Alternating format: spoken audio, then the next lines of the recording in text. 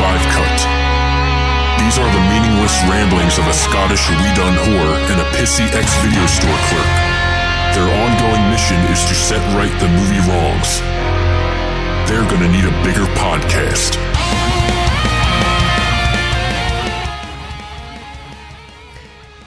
Hello, you are listening to the 365 Flicks podcast. We're back again. We are. With a regular episode. No indie talk for you people tonight. Oh, that's a shame. Just us two. That is a shame because the indie talk episodes are the highlight of my month.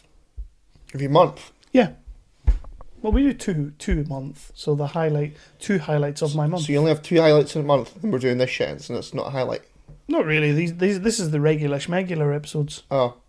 I don't like that kind of talk. I do still like these episodes. I just, it's not really our bread and butter anymore, is it? Sure it is. This is episode 74, and I am the Scottish weed and whore Chris. And I'm the pissy ex-video store clerk Kev. Jobs are good, and how have you been? Yeah, man, I'm good. I've had a week. I've had a week at work, as you know from the barrage of texts you've been getting about end of my life and stuff like that. But yeah, it's been a week. It's been a week, but I'm just glad to be here now. I'm glad to be sitting down with my buddy about to talk some movies, some TV shows. No, never that. And just some all round general geeky awesomeness. Exactly. Yeah. So how have you been? I'm good. Yeah. Yes, it's been a busy old time. It has. Yeah, well, I've had a bit of a weird week as well. I'll tell you for why. Spreadsheets? Oh, lots of spreadsheets. Lots of spreadsheets. You love a spreadsheet. Yeah. Not lately, I don't. I'm kind of struggling with it. It's... I always struggle with any kind of spreadsheet. No, it's just like after... there's been a few bank holidays and all that kind of thing. You get into the habit of not getting up until, 1 p.m. Yeah. Or whatever. And it's hard to get back into the habit of typing away on your spreadsheet and stuff and things. But I've also, my sister and her husband have been buying a new build. Nice. Up in Edinburgh, or near Edinburgh. Edinburgh. Exactly. Mm-hmm. But it's been a right arsehole. Okay. Because their solicitors are useless bastards. Yeah, you find that with solicitors. Yeah. Any solicitors listening, not you, but most solicitors. Yeah, don't sue us, but most solicitors are just worse than Hitler. But, so they've had a right complete shit of a time. So they were supposed to, I was supposed to originally go up and help with the move a week past yesterday, so today's Thursday, so a week past yesterday on the Wednesday, then I got moved to that Friday, then I got moved to that Saturday, then I got moved to this Monday, then this Wednesday, then today, and then now they've actually finally fucking gotten the keys today. Sweet. So they are actually should be in the house right now. Right. So it's been a right faff one. I've kind of wanted to punch a wall for them. Yeah. I don't like that. Yeah, I know, you don't it's like just that. Relying on people doing their fucking job. This is your job. You're being paid a lot of money. Do your fucking job. That's like us with this podcast. We're not getting paid, but do your fucking job. Yeah. But yeah, other than that, I've been kind of just waiting for the phone to go to say, come up and help us move. Yeah. I didn't go up today. No. Are you going to answer that call? No, not now. I'm not. I probably wouldn't. No. I wouldn't answer it ever. I would just leave it. Yeah. You helped me move. That was enough. Exactly. Yeah. I feel my quota for 2017. You have done your moving quota, so don't worry about it. Yeah. Just like if they phone, just don't answer. Well, tomorrow night I'll be crawling around tunnels in Newcastle. Okay. That came out wrong. Yeah. Many Newcastle women have been named tunnels. Crawling around dark tunnels in Newcastle. They're tunnels you don't want to be crawling around. No, I'm going on a ghost hunt tomorrow night. Oh my god. Really? Yes, I am. Where? In the Victoria Tunnels in Newcastle. Ugh. Myself and Paul, and Paul's sister and Paul's sister's fiance we're all going to do a ghost hunt, and there's going to be Ouija boards and I'm assuming it's going to be the Ghostbusters EVP meter that with probably. The things like things. Probably not at all. Probably not at all. I'll be really disappointed. You might get given 2 sticks tied together.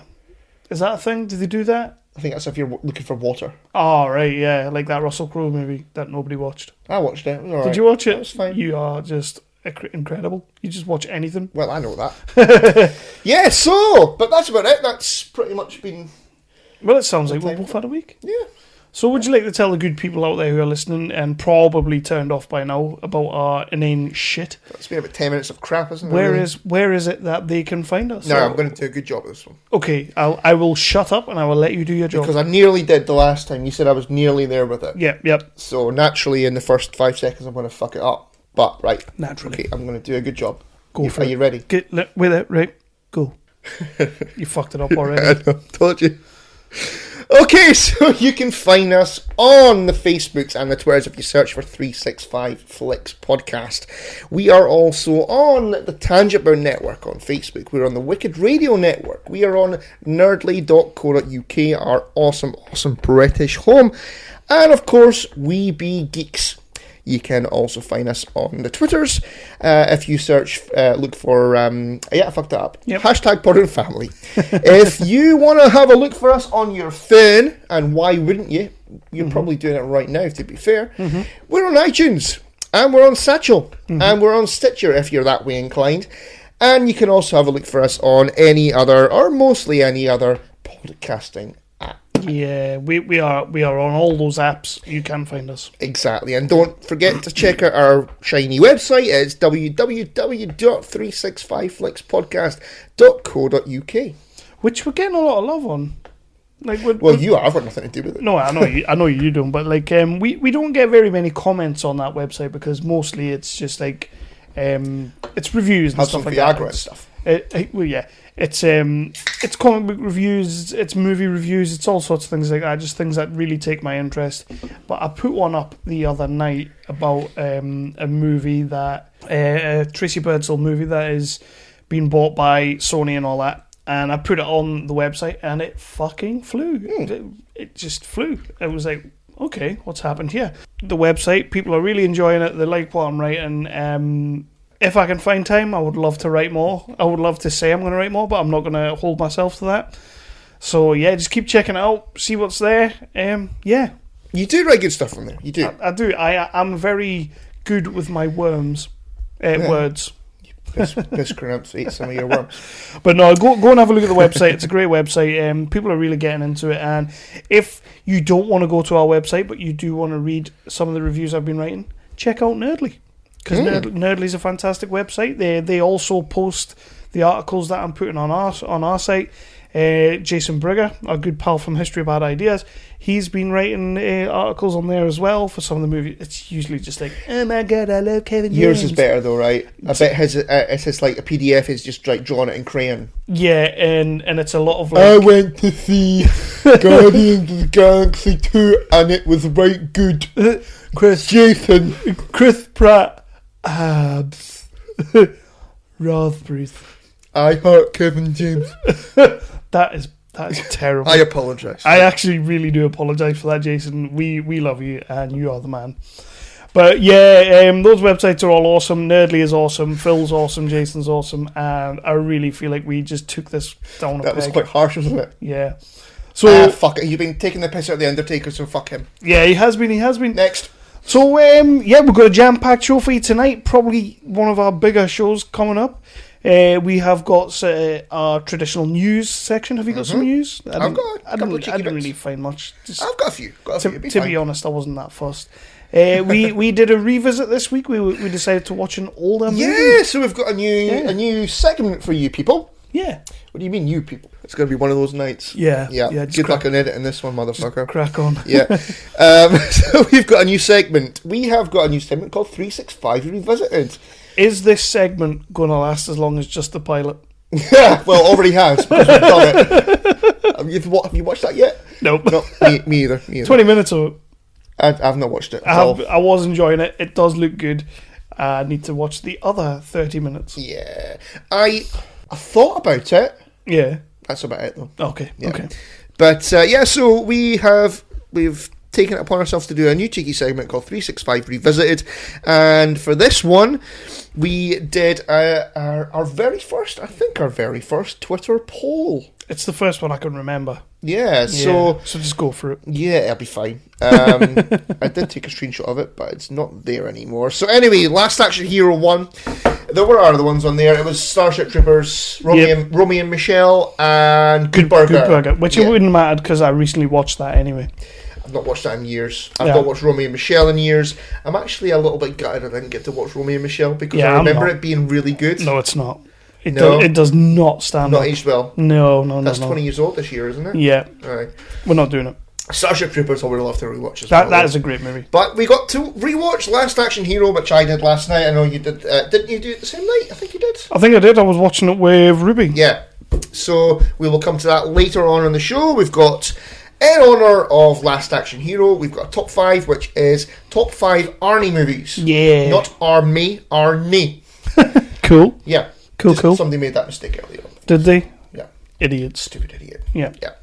But that will come after we've talked about our news and stuff and things. Do you want to go first with some news? We have our traditional what have you been watching section as well. So we'll throw some other movies we've been watching, give you some little quickie reviews on that, and I think we may squeeze in a Fantasy League update because we are now doing a WWE Fantasy League with some of our buddies, some of our pod buddies, some of our normal buddies, some of our not buddies at all. Yeah, some of our not buddies at all. Yeah, definitely Rick, and very closely followed by Matt because he is getting very, very pissy with some of the rules. Yeah, I know. Who knew a Canadian would be that pissy? Oh my god! Like, to be honest, I thought it would be Joe. I thought he'd be the one that was like cracking down on you, but no. Or Kev Wright. Kev Wright's not too bad as long as he gets points for the Ricochet match, he'll be okay. But yeah, so we got all that coming up. We are going to get to some news, but first, I am not going to wait. I'm going to jumble this whole fucking episode up. Oh shit. It's about to go a little bit off the rails. Not quite the way Hobie goes off the rails when they jumble their sections up. Well, that was a piping hot mess. And the whole episode just falls apart. First of all, I am not waiting any longer. I want to talk 13 Reasons Why. Oh, shit. Right. Okay. Yeah. Go. The reason we were going to be recording last night, literally the reason I didn't want to record last night is because me and Lindsay were watching the last 2 episodes. And I thought, I'm not going to come and record and then have to wait 2 weeks to talk about this series. Holy shit, man. You just told me that. I didn't want to because you might get all pissy with me, so... No, you know that I was addicted like a son of a bitch to that show. And you know what, man? I would have understood, my friend. You know what, man? Great reason. This fucking show, brilliant. Absolutely brilliant. I know, right? I mean, the same as me, where the first 2 episodes you were like, I shouldn't be watching this, I shouldn't be liking this? No, because you know me, I was a huge fan of Dawson's Creek. That's very true. I loved Freaks and Geeks, I loved My So-Called Life, and I mean, this is all of those shows with a hint of just everything else. So, I mean, you know I like all this teen angst bollocks and that, and this took the teen angst that I remember from back in the day and went batshit crazy with it. Just fucking lunacy, man. It's a fantastic series, really, really well acted. The lead girl, Hannah Baker, I can't think what her name is right now. She is phenomenal. The kid, Clay Jensen, the whole cast, to be honest, the whole cast is brilliant. And I just want to talk about it a little bit before we do our what have you been watching section. If we do talk spoilers, because I do have something I want to ask you. If we do that, I'll cut it out and I'll put it at the end credits, after the credits, so that we don't spoil it, because I realise people are still watching. I already did spoil it in the last episode. You did a little bit, but I'll move that to the end of the show and just listen after the music, and it'll be there if we do talk spoilers. Yep. Which I'm gonna, by the way, because I want to ask your opinion or your theory on the ending, so we'll get to that. Although it's been like a month since I've seen it, so I'm probably now in her story. It was a bit sad. It was. But man, what a fucking series. I know, right? I mean, Netflix, man, killing it with these originals. You know what's great is they're clearly giving the makers of the shows a hell of a lot of freedom to go and do it. Which did you notice who one of the big fucking producers of this show was? Like, I think she was like an executive producer, but Amy Pascal. No. Oh fuck! I wish. I wish there'd have been fucking hermaphrodites all over the place. You know, they'd have all been doing coke. You know, but no. Selena Gomez of like Disney fame She's like I've got no idea who she's she like a is. big fucking Mouseketeer Disney girl from like a few years back. Okay. Yeah, this kind of was her baby. Like, she must have read Right. the book and loved the book, and kind of she got this made. She was supposed to be in it, but due to other things, couldn't. Okay. Probably somebody body shamed Was her. she like so one of the Disney kids or something? Yeah, Right. Okay. She's like like High School Musical and all that. She wasn't in High School Musical, but she was around about the same time, and Okay. she came up with all that lot. But yeah, man, I thoroughly I was hooked on this. Like, we did 2 episodes a night. I think actually last night we watched 3. Because those last 3 episodes are all extremely well tied together, and it's all it's great. Yeah, I think it's the third last episode, or the end of the fourth last episode. She kind of says it's the beginning of the end now. It's kind of strapping, and then it's a about to very get worse. very just steep plunge into Yeah, because I was depression and. I was kind of sat there, and like, you're listening to the first couple of tapes, and it's like, oh, so what? He took a picture of it, big deal. And then the next one's like, oh, so he asked her to go out with him, big deal. She turned him away, big deal. And you're kind of sitting there going, so when is it actually going to kick in? Mm-hmm. And then when it kicks in, holy fucking shit, does it kick in? And it's just like, okay, all right. I mean, me and Lindsay watching that last episode. The last episode last night with obviously the bath scene. Yep. We were both cringing and turning away from the screen, and it was just like, that's some graphic shit. Yeah, but there was more graphic shit I thought on the episod before, because I don't think I said that on the podcast. I think I told you about it. Yeah, afterwards. You told me afterwards. Yeah.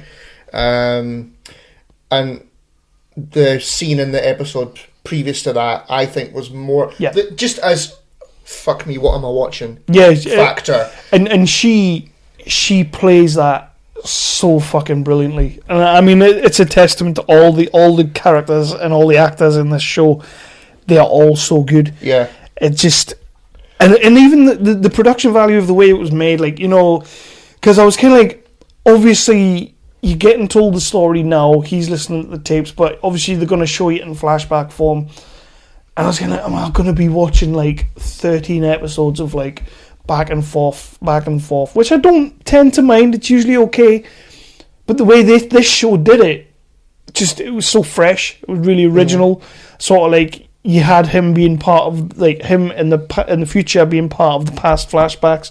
The way they were doing the transitions, was the transitions were great, just amazing. I don't know how many times I said to Lindsay, I was like, "Oh shit, they did that really well," because it's not something you really look for when you're watching a show, but when you see it and you notice it, it's fucking brilliant.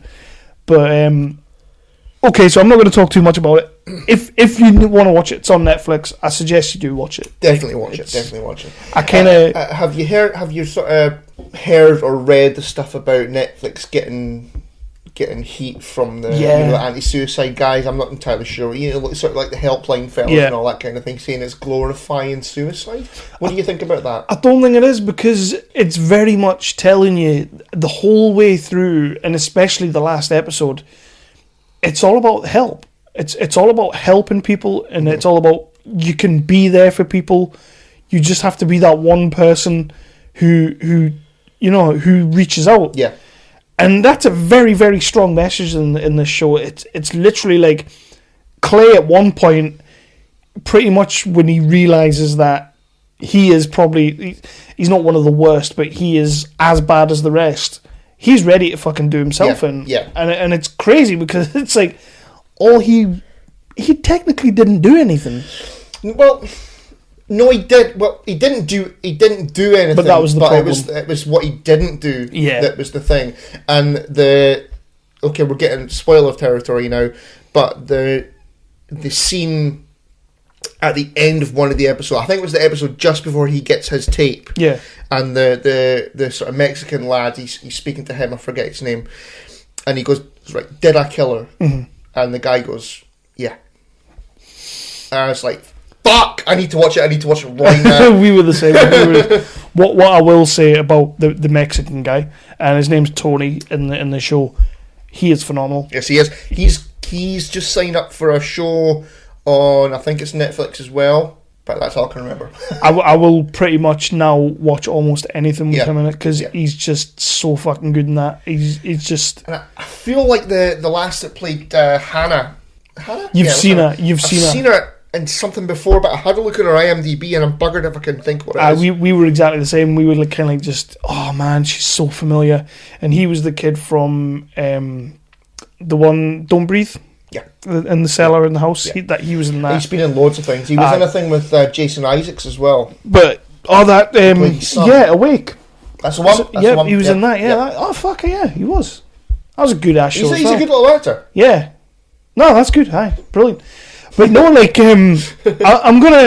I'll cut this bit and I'll put this bit at the end. But tell you what, man, fucking cracking show. I'm glad you enjoyed it. I'm really glad. Because when I was going on the Netflix and I was skipping past it, I was kind of like, meh. And I just wasn't going to bother. I think it's the picture with him with the headphones on. I was just like, oh, fuck that shit. Just fuck that shit.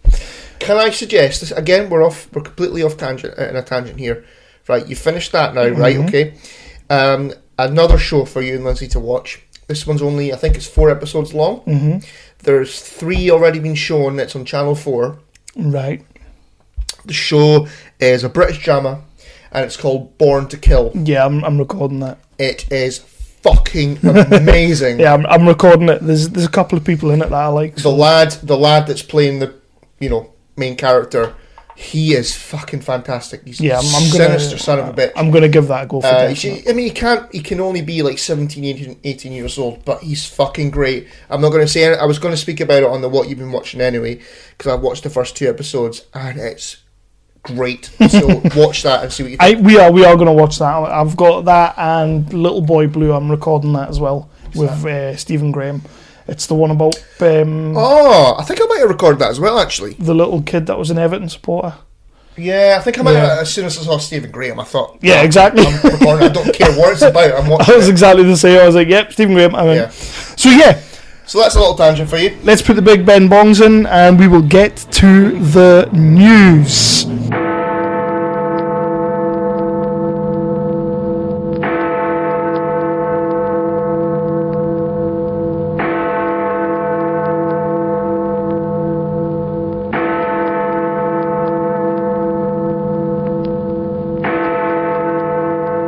Logan. Have you watched it? No. Oh. Not yet. Right, okay. But the Blu-ray's coming out soon. The Americans are getting it before us. They're getting it at the end of May. Mm-hmm. We have to wait till July. Start of July. Fuck. I don't know why. What do you make of... Because you've seen it. I haven't seen it. But what do you make of the black and white version that they're releasing? What? They're releasing Logan, but completely black and white. Oh, what a load of wanky artsy-fartsy Yeah, fish. right. Yeah, right. Like, because I was already like... It's taken me a little while to watch Logan. I will get to it.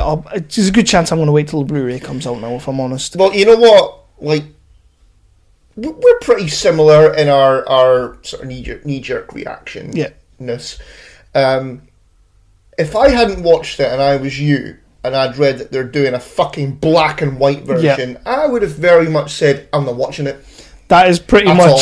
I ain't watching it now. Fuck you. I'm not quite there, but there was a big part of me like, really? Why the hell are you doing that? What in the blue hell are they doing that for? Because from the trailers that I've seen, there's not much colour in it anyway. Where are you going to see the blood? It's going to be like fucking Hitchcock and it'll be brown fucking sauce. You love Hitchcock? I know I do. But, like in fucking Psycho, I used like chocolate sauce or whatever for the blood. It's going to be like that. There's fucking blood everywhere in fucking Logan. But yeah, my God! I did think the first thing I read made me feel like made me think it was being theatrically released in black and white, which I don't think is the case. I think it's just getting put on the Blu-ray now. But I just kind of sat there and I'm like, why? That is such fucking wanky nonsense, isn't it? That's unbelievable. Yeah, well, it's happening. So when you buy the Blu-ray, you won't be watching it. I fucking will not. Not in black and white. Absolutely not. But why not? I'm sure it's going to add something. Chocolate sauce. There's got to be a reason they're doing it. Chocolate sauce. Is it just because like everybody's like put it in the Oscar discussion and it's like, oh, it's more than a superhero movie, so it's like, let's make it black and white to really hammer that home. So they're going to CGI in like someone wanking off a fucking Hollywood exec or something. Maybe it's the Citizen Kane of superhero movies. Maybe that's what they think, so the black and white in it. But yeah, I just wanted to bring that up because I knew exactly the reaction you would have. Yeah. So let's get to your first bit of news. Thank you very much. Before I get to my news, I want to do a little shout out. Oh, Christ. A little bit of a congratulations to Jock and Nerd.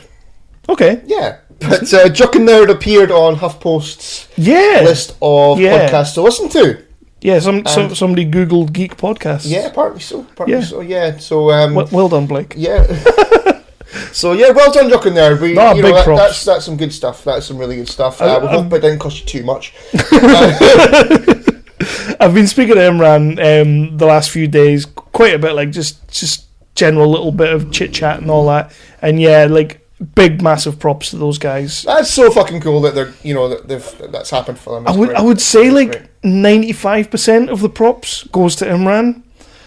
2.5 goes to Tony and 2.5 goes to Rugboy, because we know that all the work over there is getting done by Imran. Oh yeah, yeah. It's like us. All the graft, all the graft has been done by you. Yeah, but I think with us, it's more like I'd say about 60% me, 40 you. I'd give you 40% at least. Thank you, because you answer some emails and you send emails out. So I sent one today.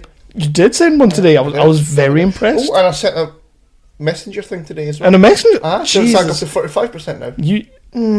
No. 43. We still got a long way to go. 43. What you don't realise is, like, I'm saying 60-40, but the gap between 60-40 is probably about another 30. So... What the fuck sense does that make?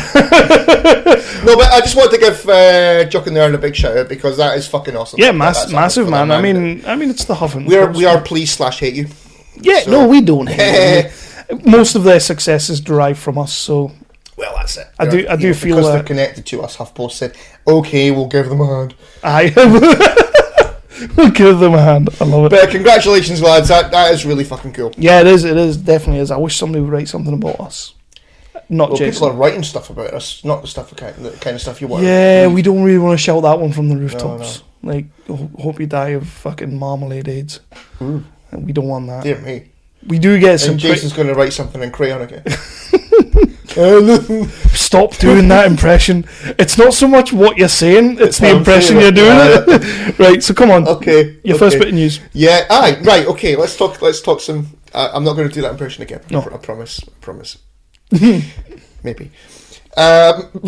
So, yeah, there was something I read on Digital Spy earlier on today. People are kicking off about an ad campaign for Wonder Woman. Okay. Right. They have done like a sort of joint promotional thing with it must be an American company or American, like a sort of Slim Fast type deal. Okay. Called Think Thin. Okay. Right. And people are kicking off because that's sending the wrong message and all that kind People kick off whatever. They do, don't they? With this one, I'm not getting outraged because I've already been outraged enough tonight. Yeah. I can kind of get it.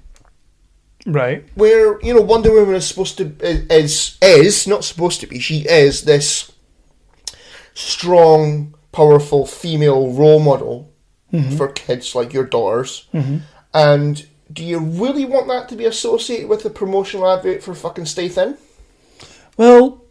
Can you see what I mean? I know she's like a strong Amazonian goddess and all that, but even she has to watch her figure. Yeah. So I think that's what they're saying. Like, okay, girls, you can look like this, but, it's not easy. So think thin. Think sugar tits.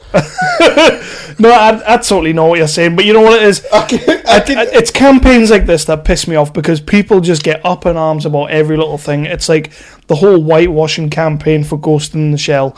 The whole, I don't know, fucking what you're saying with the suicide campaign group for 13 Reasons. Let's be honest, that TV show is doing a damn good thing.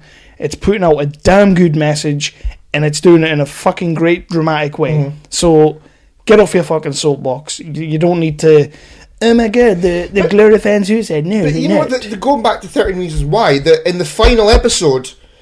They're very much hammering it home. Oh, with a shovel. They've got you, the audience, saying, no, fucking talk to him. Yeah. Fucking talk to her. Mm-hmm. Don't fucking do that. Talk to her. Mm-hmm. So if the show is fucking having you, the audience, and potential suicide people fucking screaming at the TV going, no, don't fucking do it. Exactly. Then that's the kind of message you want to be presenting, no? Exactly. Stupid Exactly, man. bastards. But you know what? That's people just get up in arms. But yeah. So yeah, I kind of get where those, like the body positivity people are coming from. That, you know, if like sort of young girls are being influenced and you know, Wonder Woman is a role model and it's the only female superhero movie as far as I'm aware. Probably. Well, I mean, big massive budget, yeah. I mean, you've got like some Scarlett Johansson ones, like, which are probably like Lucy and that. But they're all shite. But if, you know, that's their role model and it's being associated with a thing to stay thin, and I can see where they're coming from. I don't really have a problem with it. Like, I know that, like you say, people are just offended by everything. I was having a conversation with my business partner Gary this afternoon, and we were talking about, you know, like your Catherine Tates and your Little Britons and from like sort of 10 years ago, and some of the shit that they used to do on like Little Britain, and some of the fucking, let's face it, racist shit that they used to do on Catherine Tate. And we were sort of saying, well, you wouldn't get away with that now. We watched it. We were like watching a clip of one of the. It was the Drunk Bride sketch on Catherine Tate, where she was like sort of. It was like a thing that, you know, you mustn't make fun of bulimic people and all that kind of thing. And I said to him, you know what? If she did that in 2017, she'd be fucking crucified. Of course she would. Of course she would. And I said to him, wouldn't you think it's 10 years ago? Wouldn't you think it would be the other way around? You could get away with more shit because people have got more of a sense of humour. It's fine now. We can joke about that kind of thing. We can make racist jokes because there's been a black president. It's fine. But no, it's fucking not. It's fucking descended down a fucking slippery fucking hellhole. Yeah. Bloody snowflake wankers. Go, next bit of news. Millennials. That's what I blame. Some bitches. Right. A movie that I've been hoping for a long time. It's a movie video game tie-in. I know video game tie-ins very rarely come off, but for a long... They can't always be Mario Brothers. They can't always be. But for a long time, I've wanted a Gears of War movie. Have you ever played Gears of War? I have not. I've only seen it played once, and it was at your house. I love Gears of War. It's a fantastic franchise. It gets a bit mealy halfway through. A bit what? Mealy. But it's a great franchise, and I've always thought this would be adapted fantastically into a movie. We've mentioned it a couple of times, like video games. I think when Hayes was on, video games that we would love to see turn into movies. Gears of War's like top of my list. Well, it looks like, even though it's been progressing for the last 10, 15 years, it finally has a writer. It finally has a producer. It doesn't have a director yet. No rumoured cast yet. But it looks like Gears of War is very much coming. It looks like we're getting some progress, and I'm looking forward to it because it's a fucking great game. Is it like all monsters and shit? Yeah, it's like they call them the Horde or something like that. Kind of come down and try and wipe out the Earth and the Gears. Like She-Ra? Yeah, kind of. Exactly like She-Ra. A little bit. It's like Halo, but a lot more really worldy. Ugh. It's a fucking amazing franchise. It's got 4 key characters who are all just badass fucking sumbitches, and The Rock's going to be one of them, obviously. Vin Diesel probably be. There's a character in it that it's just going to be fucking Fast and the Furious, but Gears of War, isn't it? Oh, isn't it Justin Lin directing? That would be amazing. It wouldn't, would it? I hope really Justin Lin's directing. I hope he is. Fuck Justin. But yeah, it looks like Gears of War is back on. It looks like it's definitely progressing. So a bit of good news for video game tie-ins. On that thread, on that same episode, pull on that thread. I chose Knights of the Old Republic. Yes. As my number 1 pick. And allegedly, Netflix is very, very close to making that a reality as a TV, a series rather than animated or live action. I want live action. Yeah, you would hope so. Yeah, Netflix doesn't really do animation. What? But I've been watching Star Wars. Well, not so much now. It's kind of died off, or me watching it's died off, not the show, because Obi-Wan's in it now apparently. Rebels. Yeah. But I was watching Star Wars Rebels, and it's good for it's a cartoon. But so, like, as a 37-year-old, I'm 37 now. As a 37-year-old man, I shouldn't be watching cartoons, but it's fine. There's nothing wrong with it. It's fine. Nothing wrong with it. So yeah, I would lose my shit if they did that. Yeah, it would be good. It'd be very good. That would very much have my interest. Yeah. But apparently they're like a ball hair away from it happening. Cool. Yeah. Netflix is doing a lot, so let's hope it happens. They're doing a lot of good stuff. Yeah. Speaking of not that, something that we do not want. Okay. Mike Myers wants to do Austin Powers 4. Yeah, this is mental. Nobody wants this. Is there anybody that wants this? I know probably History of Bad Ideas guys will be loving this. They'll be like, oh yeah, we get to walk around saying, yeah baby, and all that bollocks. But we don't need this. We do not. Don't need another Austin Powers. We need it like we need another Shrek. And we don't need one of them. So wasn't Shrek 4 supposed to be the last one ever? I would hope so. I really wouldn't. I wouldn't know. Did you watch the video that I shared on the Facebook page like this morning? Which one? It was from What Culture. Oh, the remakes. It was like 10 remakes that are actually happening. Yeah, I didn't watch it. It was annoying. It was very annoying. Not because of What Culture, because we like a bit of What Culture, but some of the TV or some of the movies on there that are being remade. For example, Ace Ventura. Oh God, no! With no Jim Carrey. With who? I've got no fucking idea. I'd be like Kevin Hart or some fucking bollocks. Fucking Kevin Hart. Anyway. Yeah. So that's fuck that shit. Next. What else you got? Oh. Because my next one's probably going to cause a bit of an argument. Oh so. Shit. Okay. Ewan McGregor. We like Ewan McGregor. Do we? Is in line to play a grown-up Christopher Robin out of Winnie the Pooh. Winnie the Pooh? Yeah, grown-up Christopher Robin, who has become a businessman and has lost his sense of fun. Oh, God. Now, I've just got one word for you. Or several words. Hook, give us the hook. It's Hook! They're making fucking Hook out of Winnie the Pooh. But Winnie the Pooh, yeah. No, That's wanky. I'm not interested in that. Never that. Mm-mm. I'm not interested in that. Go away. So yeah, did you see what the Marvel Comics Vice President of Sales has blamed for the downfall in sale of books? No. Now, I've heard this on a couple of other podcasts, and I did read it, and it kind of got me a little bit pissed off, because it's just so fucking retarded that he would say this. And other podcasts been talking about it, so I thought, you know what, let's keep the conversation going. I think it deserves to be like the whole JBL thing. We need to keep it moving. We need to keep it relevant and all that. The Vice President of Sales at Marvel Comics, I can't think what his name is right now because he's just that much of a pleb, and hopefully he's been sacked, came forward and said that the downfall in Marvel sales, because obviously Marvel Comics is pretty much fallen off the face of the earth right now. Yeah, I gather that. Unless it's Spider-Man, it's not selling. I really don't keep up with this, like, the new sort of DC or Marvel things at all. I think basically, like, in the top 10 comic sales right now, DC's like 8 of them. Okay. Is it still the Rebirth thing? Yeah. Right. It's like DC's like 8 of the books, Marvel's 1, and Image is 1. You know, like Marvel can only get 1 book in the top 10. And okay. So this guy came forward and basically said that what he has seen, the trend that he has seen, is that nobody wants the diversity that they've been forced to implement into their books. Yeah, the Hobby Boys had a conversation about this week. This is mad. That's fucking bullshit. This is mad. Because he says that he blames it on the fact that they were forced, again, that was his word, forced to turn Thor into a lady, which is bollocks. They were forced to turn fucking Iron Man into a 14-year-old black girl called Riri.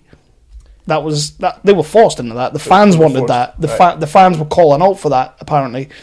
But yeah, they're saying that because they've changed the ethnicity of all their main characters, or the sex, gender, whatever you want to call it, of their main characters, that's why the sales have gone down. Not the fact that they're not creating any new characters to go with these people. I mean, like, you could have a 14-year-old black girl superhero. Didn't have to be Iron Man. It could have been, I don't know, think of a name. It could have been anything. Just, nobody out there wants them to change these characters into something else. They want those characters. Mm-hmm.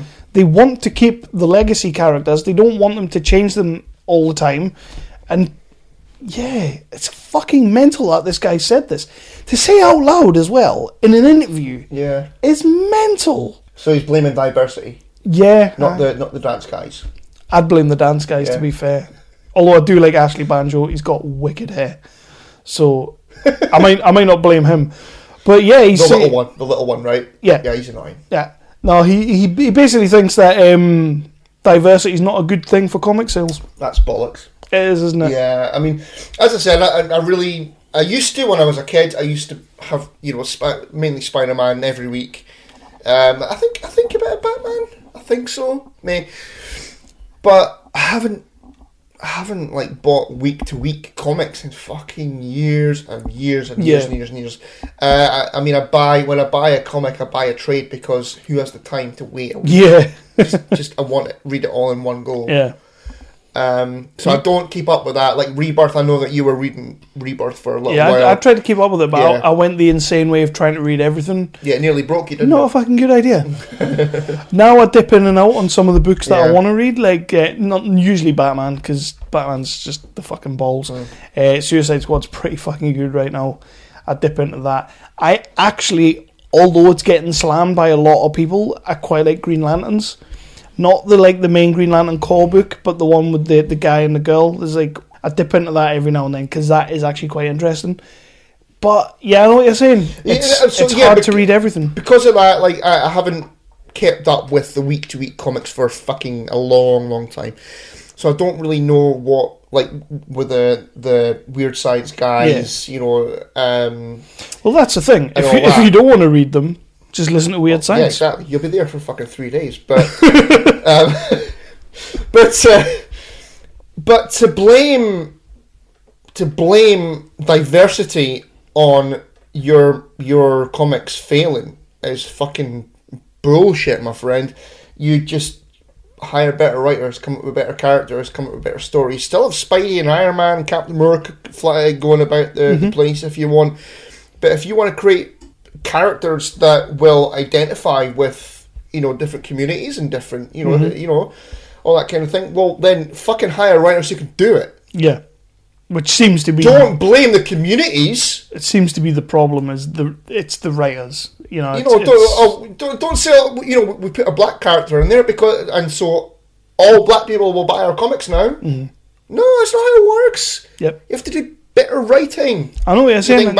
This is the problem, and why the fuck, like I say, why the fuck this guy said this, and I'm hoping on hope that he's lost his job, but apparently they couldn't backpedal quick enough, because I'm sure he came out after that and said something like, but we're not going to do anything, we're going to keep these characters, even though we think that's what's failing.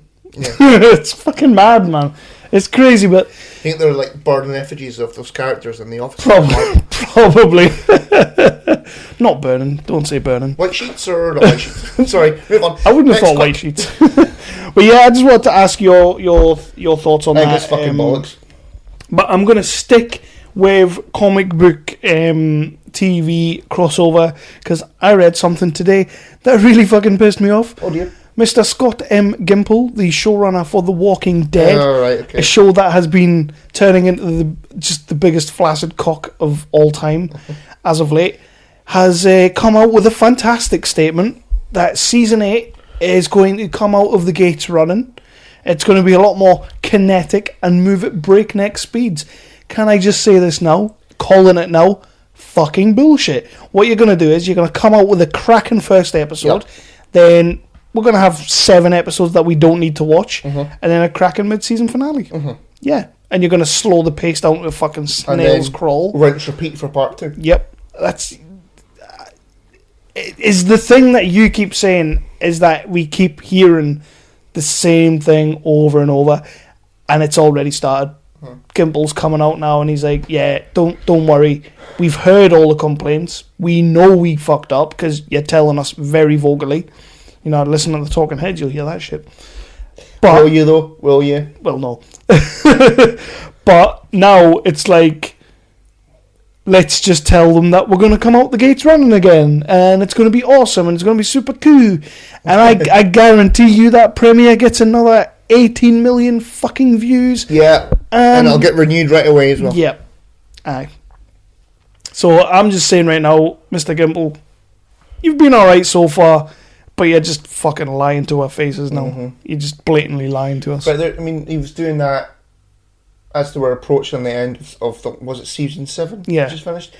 As they were approaching the end of season 7, he was coming out saying, oh, there are going to be deaths. But they keep getting reactive. Why not be a little bit more fucking proactive? If you know people are going to complain about this shit, get in front of it. Get in front of it and fix it. Mm-hmm. And just fix it. Because... You know, I've said it a lot. That Walking Dead needs to take some lessons from Game of Thrones. Yeah. Right? I know that you haven't been crazy about Game of Thrones like over the last Not series. as of late. It has dipped in quality because it's not in, you know, sort of tandem it's past the books, with the books. It's past the books, so it's dipped in quality slightly. I still love the last series, you know, the Arya story and all that kind of thing. But take some fucking lessons from Game of Thrones. Mm-hmm. You didn't get the Game of Thrones writers going, in the season finale, we're going to get this. No, they don't. They promise you. No, did you fuckery. Game of Thrones has got a story. This is our story for the series. This is our story for next series and the final series. Mm-hmm. That's what we're doing. Fucking learn some lessons from that, The Walking Dead. Decide what you're going to do. Stick to it. Just take a risk and kill. You don't even. I mean, just they're afraid to kill anyone. Yeah, you kind of know who the untouchables are now. Yeah, and it's so shit when it gets like that. There's no risk. There's no jeopardy for the characters. Whereas, because you know, well, Rick's not going to die. No. Carol's not going to die. No. Daryl's not going to die. Because it'd be hell on. Maggie's not going to die. I assume she's still pregnant. I don't know. I kind of lost interest in Maggie. They've got no balls about their show anymore. They have got fucking, in my opinion anyway, they've got no idea what the fuck they want to do with it. Promising that it's going to be an awesome series, promise you, is not enough. It's not good enough. It's a case of Kirkman can write great material, he just can't transfer it to the screen. Or when he thinks to himself, I'm going to do a cheeky little remix and they're going to love it, and he fucks it up. It's just... I think Kirkman needs to take a step back from the show, and they damn sure have to get rid of Gimble. They just have to get rid of him. He's been there since, I think, Series 3. Just get rid of him. So are you going to buy into it again and what season 8? Fucking right I am. Oh, okay, well, fuck you then. I'll be there for the premiere. So it's worked then, hasn't it? It's fucking worked on you. No, I think this is the first time... I've said a few times I'm going to give up on that show. This is the first time that I actually think I ain't going to be watching. So I'm going to try a Jedi mind trick on you.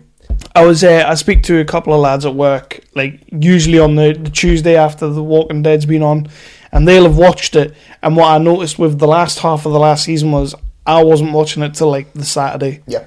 And that's not good for me, because The Walking Dead, I was always... A lot of the time, you know, and I probably shouldn't be saying this, but a lot of the time I was streaming it from America on the Monday morning before we'd even seen it on the Monday night. Yeah. And then I'd gone from like watching it before we'd even aired it in the UK to watching it, I don't know, like 3 weeks after. That's a bad sign, or a sign of a really of a show that's just dipping in quality. Yeah. Is that you were watching it immediately as it aired, which I was doing with The Walking Dead for a while. Yeah. Just through like 3 episodes on my Sky Planner. I can't be bothered to watch it. Exactly. And that's when I kind of thought to myself, maybe I'm done. And you know, at the start of season 7, I was very much like that. I watched the first 2 episodes. The first episode with Negan, I thought it was fine. I thought it was a good episode. I thought Negan was great. Thought Rick put in a good performance and all that. I really enjoyed it. The second episode with Carol and the Kingdom. Yep. I thought was fucking awful. And you didn't like that. I had like 4 or 5 shows in my Sky Planner. I had 4 or 5 shows on Netflix, and as well on Amazon Prime, And I was like, you know what? I've not got time to watch everything, so fucking do one Walking Dead. Yeah. And I can fully understand why you did that. Yeah. And I do think that I'm gonna need to know that this series is gonna be amazing. Well, he's promised you. He keeps promising it. He'll keep going until it comes out. He'll be like, dude, Kev, it's gonna be alright. This is the show you're looking for. Yeah. And it's not. This is the show I'm looking for. Do you have anything else? Yes, I do. We are getting a Vince McMahon biopic. Yeah, I saw that. Yeah. I'm okay with that. I'll watch that. They brought a good few years ago now. They brought a Vince McMahon like sort of documentary DVD. It was really interesting. Yeah, he'd have some stories. Yeah, he was a cutthroat bitch. Yeah. You know, when he was putting the WWE or WWF at that point together, he was a motherfucker, like properly. But I would watch that. I would definitely watch that. Who's going to play him? That's the question, isn't it? Daniel Day-Lewis. Daniel Day-Lewis. As Vince McMahon. Fuck yes. Fuck yes. Make it happen. He'd fully get into that role, wouldn't he? Make it happen. Oh, that would... Oh, Oscar winner. You're fired! But done in a Bill the Butcher.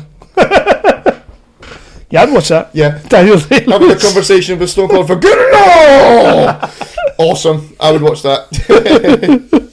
Have you got anything else? No, nah. I've got a couple other bits and pieces. Indy 5 has been delayed until 2020. Yeah. Pesh. Avatar has got release dates. For Want to hear about that? For the next million. Neither do I. Deadwood script. Yeah. Deadwood script. Ian McShane said a few weeks ago that the Deadwood script has been delivered to HBO. The guy who played his sidekick in the show, W. Earl Brown, who played Dan. Do you remember him with the beard and that? He said he's read the script and it's fucking awesome. Great. Happy days. I can't wait to see that. Cannot wait.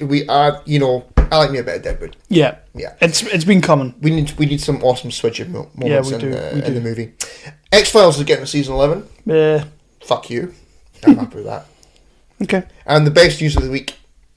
Ally McBeal is going back to Supergirl. Oh, fuck off. Oh, nah. She's good. She is good in that. She is good in that. Yep. Oh, I do have one last thing.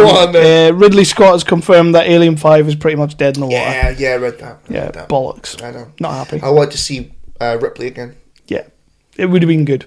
But it looks like it's not happening for a while anyway. I mean, I think his exact words were, no fucking way. Hopefully that means that there's some faith in Covenant. Yeah. I am looking forward to seeing it. I'm not going to see it in cinemas in case I make a tit of myself. But yeah, I am going to see Alien Covenant. Yeah, I will watch it eventually.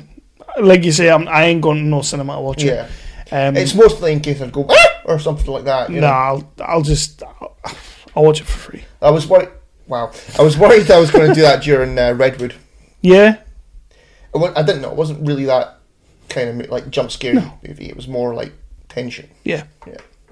We're not allowed to talk about Redwood. No, we're not. We can say it's tense and scary. Yeah, but fucking Nick. It's not spoilers. It's good if anything. Nick will come and shut that shit down. No exceptions. Again, there's someone outside the window right now with a sniper gun, just in case, and then they're going to JFK us. Don't you be talking about Redwood.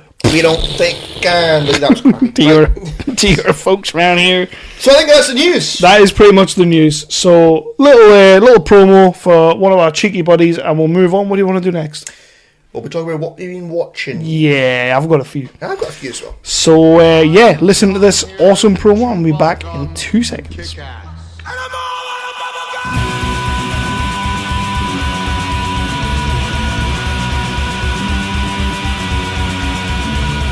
Astro Radio Z is a horror, cult, exploitation film podcast hosted by me, Derek Carey. I was one of those monster kids growing up.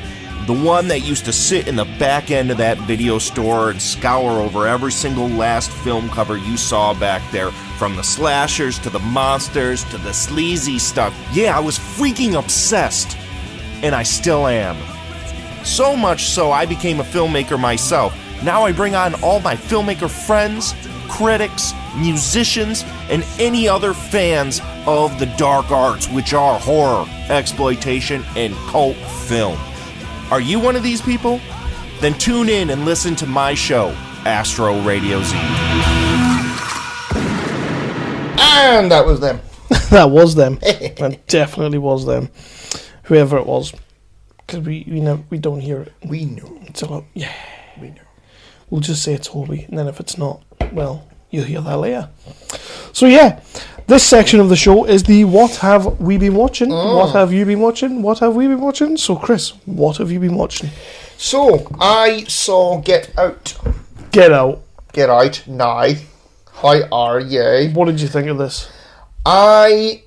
This is doing amazing, by the way. Like, it is doing amazing. This is getting fantastic reviews. The lad who plays the main character was in a show on BBC Three a few years ago. It was like a sort of end of the worldy type thing. Mm-hmm. It had the guy who played Robert Baratheon's bastard son in it. Mm-hmm. Yeah, I don't know. Yeah, I forget the actor's name. It had a really strong cast, and it was like sort of, like I say, it was about the end of the world, and he was in that. Mm-hmm. And he's a cracking actor. Yeah. So I'm pleased to see him, breaking out into America. Mm-hmm. So the movie, I would say for the first 2 acts, the movie is fucking great. Did you think? I enjoyed it. I was really, really enjoying it. So we're going to talk spoilers about Get Out here for a little second. So if you haven't seen the movie and you don't want it spoiled, then just press pause. Be fine. Or skip ahead. Or skip ahead. That's also an option. Press the plus 15. I do it with Hobie all the time. Yeah. But I'm not laughing. So do I. Yeah, drafty pish. But okay, so the movie is about an African American guy and his girlfriend who and they're going he's going to meet her parents for the first time. They're kind of suburban people, in like a planned community, Jason. And it turns out they're just kind of the guy who's Bradley Whitford, who played Thingy in West Wing. Thingy, yeah. Josh in West Wing. Damn it, yeah. You can cut that, right? And he's great in everything. He is great. He's fucking good in it. Phenomenal actor. Yeah. And he is actually quite good in this. It starts off, he's trying to sort of speak like a normal, speak like a teenager kind of thing. Mm-hmm. He's like, are you down with that? And a teenage black child. He's very much putting an emphasis on the. Not necessarily a black child. I think he's just trying to be down with the kids, etc. Okay. Yeah, it happens to the best of us. Yeah, I do all the time. We all do sort of gang signs, like Anthony gang signs when we're speaking to kids. EDM. Yeah. Never that. Never. No, never that. Never that. So it starts off sort of innocently enough, and then it kind of starts to take a sinister turn because they're having like a big party or something like that. Yeah. And so it kind of becomes a little bit weird and fucked up, and he's kind of, the guy's kind of wondering what the hell is the deal with these people. And there are some good moments in it. There's a moment where he's out having a smoke and the gamekeeper is like running towards him. And I was like, fuck that. That bit was great. Yeah. Hi. Like, I had a nightmare about that when I was a kid. What, a black man running at you? No, never that. No, just I think it was somebody with a snow shovel. Maybe I'd just seen Home Alone. Yeah, it sounds very much like you saw Home Alone one too many. Yeah, it freaked me out. So it kind of, like I say, for the first 2 acts, I think it's really sinister. It's sort of making you wonder what the hell is going on with these people, and then it just really goes weird as hell. It's kind of like, did you watch Tusk, the Kevin Smith movie? No, not after what you've said. It's kind of like that. Like the first 2 acts of Tusk are fantastic when it's like Justin Long and Michael Parks doing a bit of back and forth dialogue. Great dialogue. Kevin Smith writes good dialogue when he really tries. Like, he does write good stuff.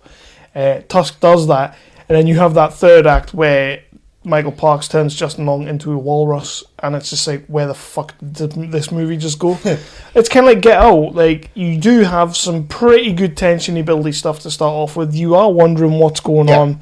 You're getting some pretty good performances from most of the cast, and then it just turns on its fucking head.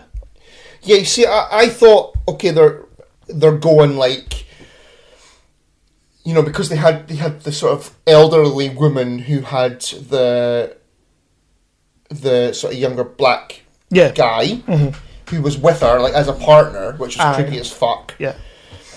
And then so I thought, oh, it's like a sort of like a secret, like, bloody fucked up, like, slave trade or something like that. They're trying to sort of re-establish the slave trade by fucking hypnotism. Yeah. Where they're fucking trying to make them think that they want to be there, sort of thing. That's where I thought it was going, and then no, it didn't go there at all. No, it went very much elsewhere. Yeah. I mean, do watch the movie. I think you should see the movie. Would you recommend it? I would give it a soft recommend because now I know where it's going. Yeah. But I don't want to spoil it if somebody wants to watch the movie, okay? I think a lot of people are going to watch it because it's getting some really rave reviews. Like, after I watched it, I went and checked out some reviews. It's getting some fucking great reviews. Yeah, people say a lot of stuff. Some people saying that it's pretty much one of the most perfect movies of the last 10 years. No. It's very much not. Batman vs Superman was better. Way better, and probably scored higher. But yeah, man, like, I wasn't feeling this movie from the start. I don't know why, I just wasn't feeling it. Maybe I'm like part of that family. But I don't know, I wasn't feeling the movie. I kind of knew where it was going. Sort of, I'd already read, like, the main gist of the movie is that, you know, that's what happens. That's what the family are doing. I'd already read the big twist of the movie. I'd already read that was going to happen, so I wasn't really buying that from the start. But I just didn't think much of it. Yeah, well, fair enough. But I'm glad that you would give it a soft one. I would give it a soft recommend. I think that, you know, if you've seen the trailer, because the trailers were amazing for it, so if you've seen the trailers and you think, I would watch that, then give it a watch. Go and give it a watch. It's, I mean, you might watch it and you might think that, shit, that sort of third act was fucking awesome. I love the shit out of that. We don't judge people on what they say about movies. No, we don't. Because, well, to a certain extent. Nah, we always say we don't, but we kind of do a little bit. Yeah. Never out loud, just on, like, you know, a message between us. And the podcast. What a dickhead. I watched a movie that I was really, really looking forward to. Mm-hmm. I never had high hopes for it, but I was looking forward to it because I saw the first two and loved them way back in the day. One of them absolutely scared the absolute balls out of me. It was the first movie, Rings. Oh, yeah, I tried to watch that and put it off. It's not good. No, it's not. It's not. Really not good. I put it on and then John Galecki turned up. Yeah. From Big Bang. And I thought, okay, he's kind of being the character from I Know What You Did Last Summer. A little bit, kind of. Yeah, a lot. But just shit version of it. I love the first Ring movie. If you haven't seen the first Ring movie, it's the one with the videotape that you watch it and then 7 days later you die, which is a phenomenal concept. It's a great concept for a movie.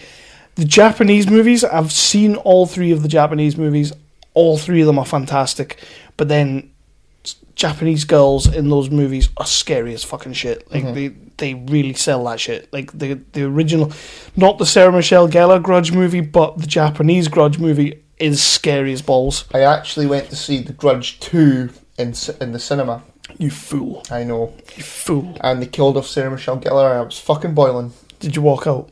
I didn't walk out. No. I've never walked out of a movie ever. Came close.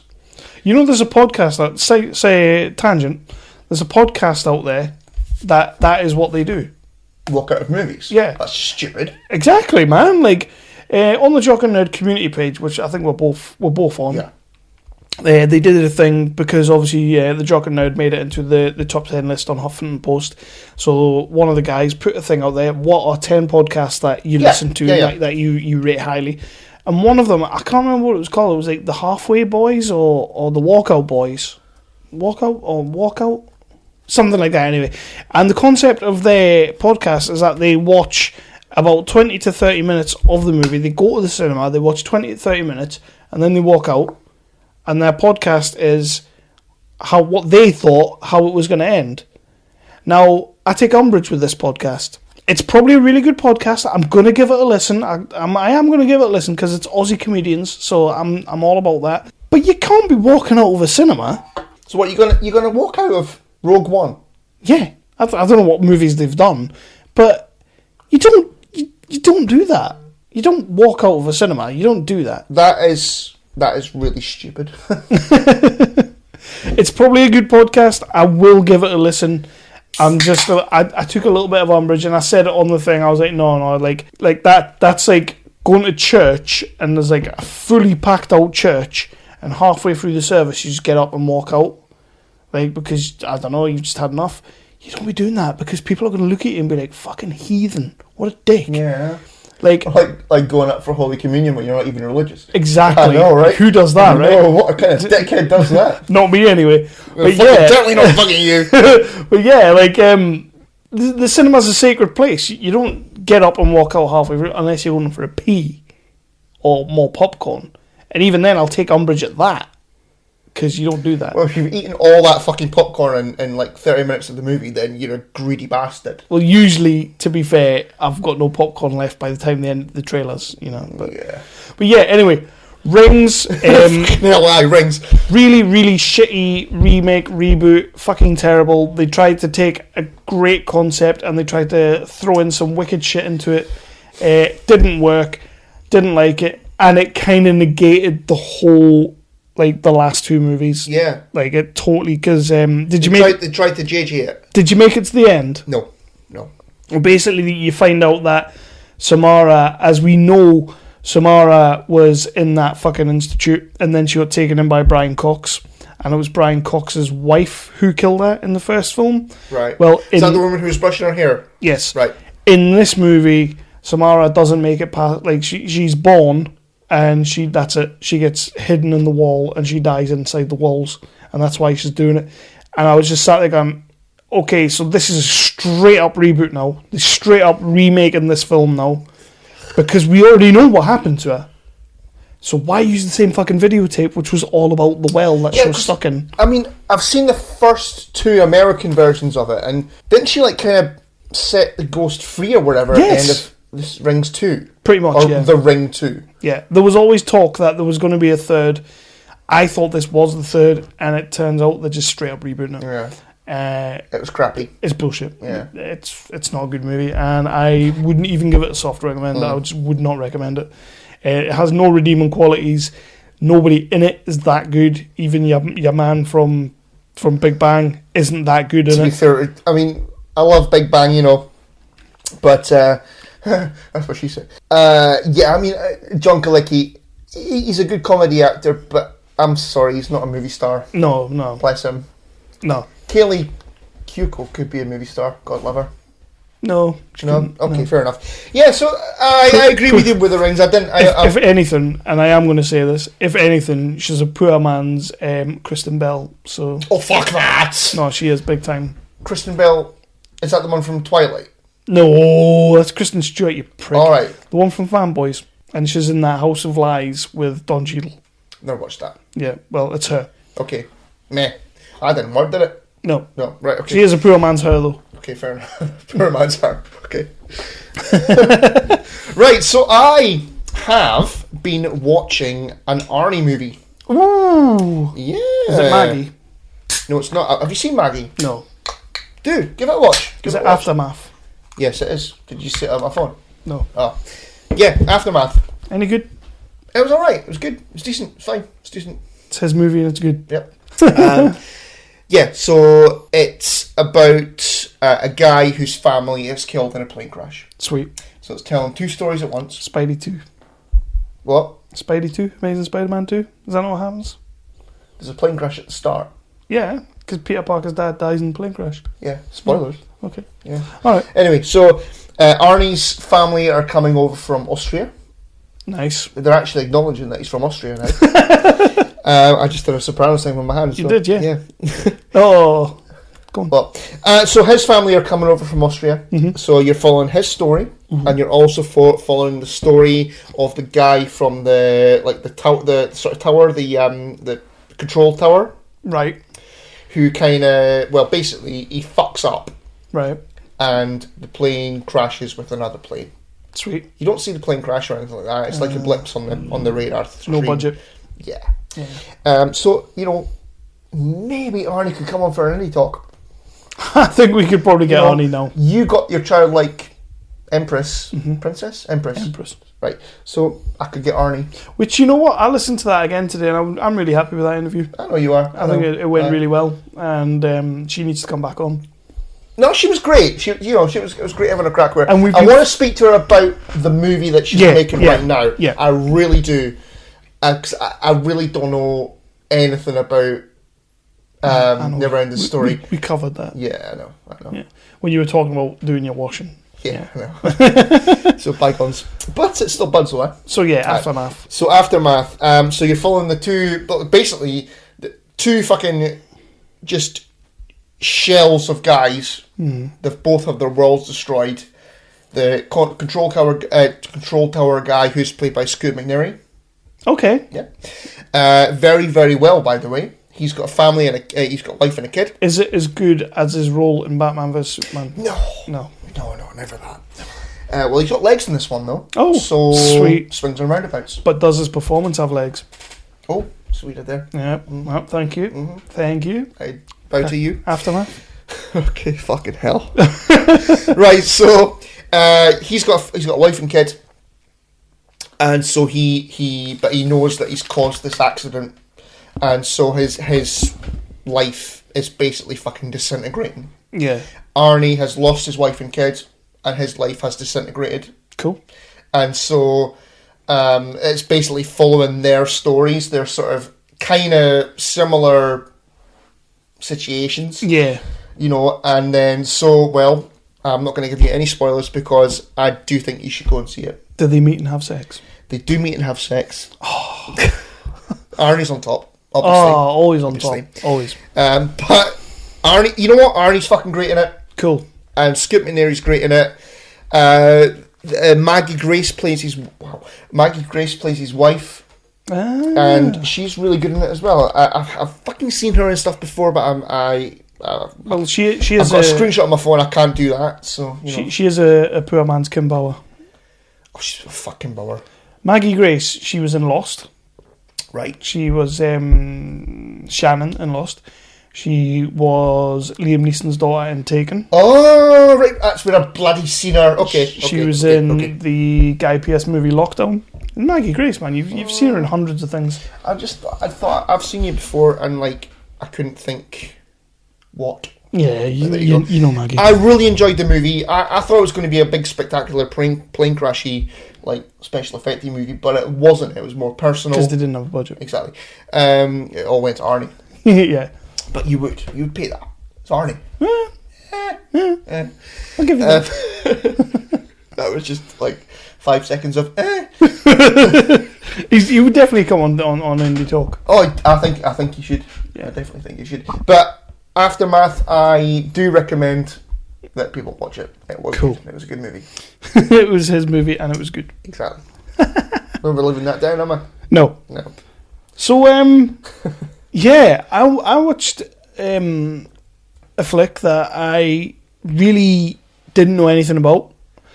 All I knew was that it had an actor that I'm not overly enthusiastic about, and I really fucking loved it. I watched a movie called Mine. Mine. And it's not like mine as in that's mine. It's mine as in boom boom. Yeah, boom boom. It's set in it's either Iraq or Afghanistan. Armie Hammer is the lead. Yeah, you texted me about this movie the other night. Pretty much the only guy in it because it's very much like Buried. You know the Ryan Reynolds movie Buried? No. When he's in the coffin. and he can't get out, and he's in the coffin, and the whole movie's him in the coffin. Oh, that sounds horrible. Great film. Ryan Reynolds fucking brilliant in that film. So it's like Kill Bill 2, but an entire movie. Yep. Huh. But you know me, I like some of these like bottle movies. Like I love Buried when he's stuck in there. I really enjoyed the Shallows movie when she's stuck on the rock. Mm-hmm. The Lock movie with Tom Hardy in the car. The whole movie, just him in the car, just one guy acting. Mine is like that, and you kind of get that right from the start. But I was sitting there thinking that there's no way Armie Hammer is going to carry my attention for this whole movie, because I've only seen him in the Facebook movie, and he was good in that. But the only other thing is the Lone Ranger, which he was fucking terrible in, because Lone Ranger doesn't get enough credit. it is a terrible movie. It's not a terrible movie. It's a You're terrible movie. Oh, well done. I know. But so basically, he's a sniper in either the Iraq or the Afghanistan war. It's one of those wars. It's a generic war. I don't really think you're supposed to know which one it is, because that's got nothing to do with the film. So he's a sniper. He needs to take the shot to kill this guy, but he doesn't want to take it because the guy's getting married on that day in the middle of the desert. So he's kind of like, he's struggling with his own demons and all that, and he doesn't want to kill someone during the wedding sort of thing, because there's loads of innocence there. So he doesn't take the shot, and his scout snipers tell him, you have to take it, and then they see the glare of the lens. The people down at the bottom, they see the glare of the lens in the sun, because he turns the gun up when he's talking to his mate, and then they see it and they start shooting at him. So they have to run away. They accidentally run through a minefield. His mate brilliantly steps on a mine and is blown half to pieces. Oh shit. And it's a great little scene. It's a fucking fantastic little scene, because everything starts slowing down, because Armie Hammer realizes, shit, we're in a fucking minefield, there's mines everywhere, and then you see his mate kind of just stand on the mine, and you hear everything goes really quiet, you hear the click, and Armie's like, fucking stop, and then like he gets blowed up, and Armie kind of like, fuck, and then as he makes his next step, you hear the exact same click. So that's the movie. Oh fuck.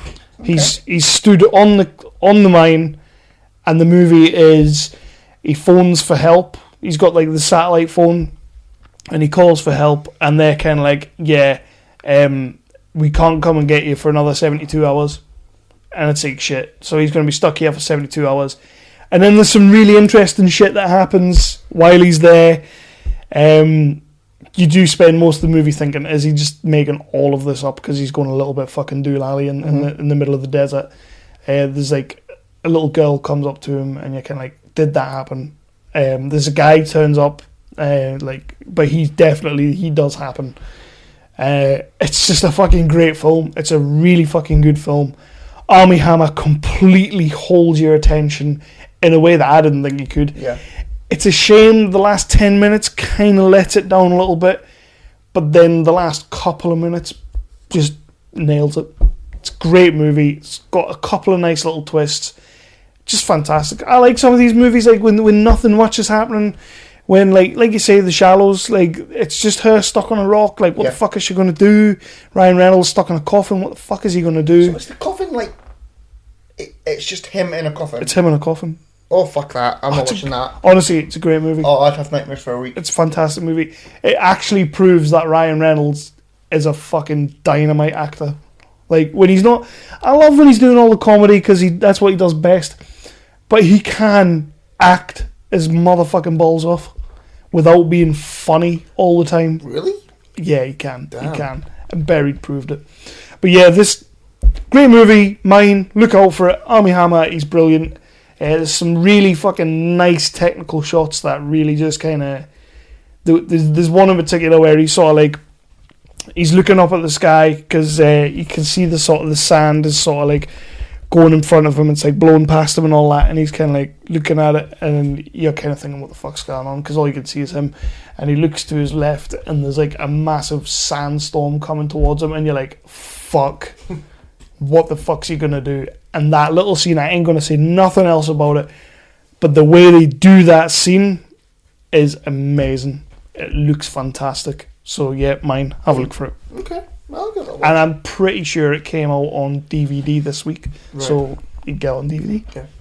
Or Blu-ray, whatever takes fancy. The main thing for me was that I was wrong. I was completely wrong because I thought there's no way Armie Hammer's going to keep me entertained for a whole movie of him doing nothing, and he completely did. I think he will be a leading man. Yeah, 100%. Definitely.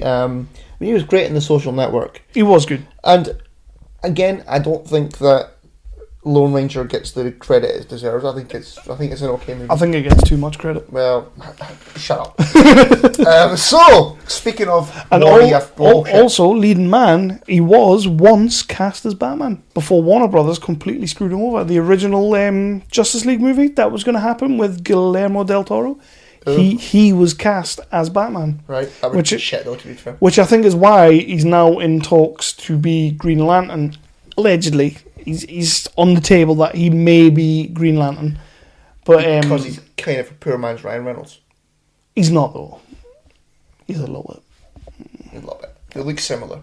He could play two Green Lanterns and call them the Winklevoss twins, and we'd be fine. I would watch that. I would watch that as well. What's it? He says I'm 5'9", built like a brick shithouse, and there's two of me. Yeah, pretty much. Yeah. Right. So next, what you got? Yeah. So speaking of war-y, Afghanistan, Iraqi stuff. I watched a Netflix original movie. Is this that Sandcastle? Yeah. Yeah. It's fucking great. I watched the first 20 minutes of it. Why? Because I got interrupted. Oh. I am going to go back to it. I was enjoying it. It's very good. Is this the one you're on about, Henry Cavill? Yeah, the one where... Because he's fucking great. The one where I told you, oh, Henry Cavill's in this. And you reply saying, oh, yeah, that's how acting works.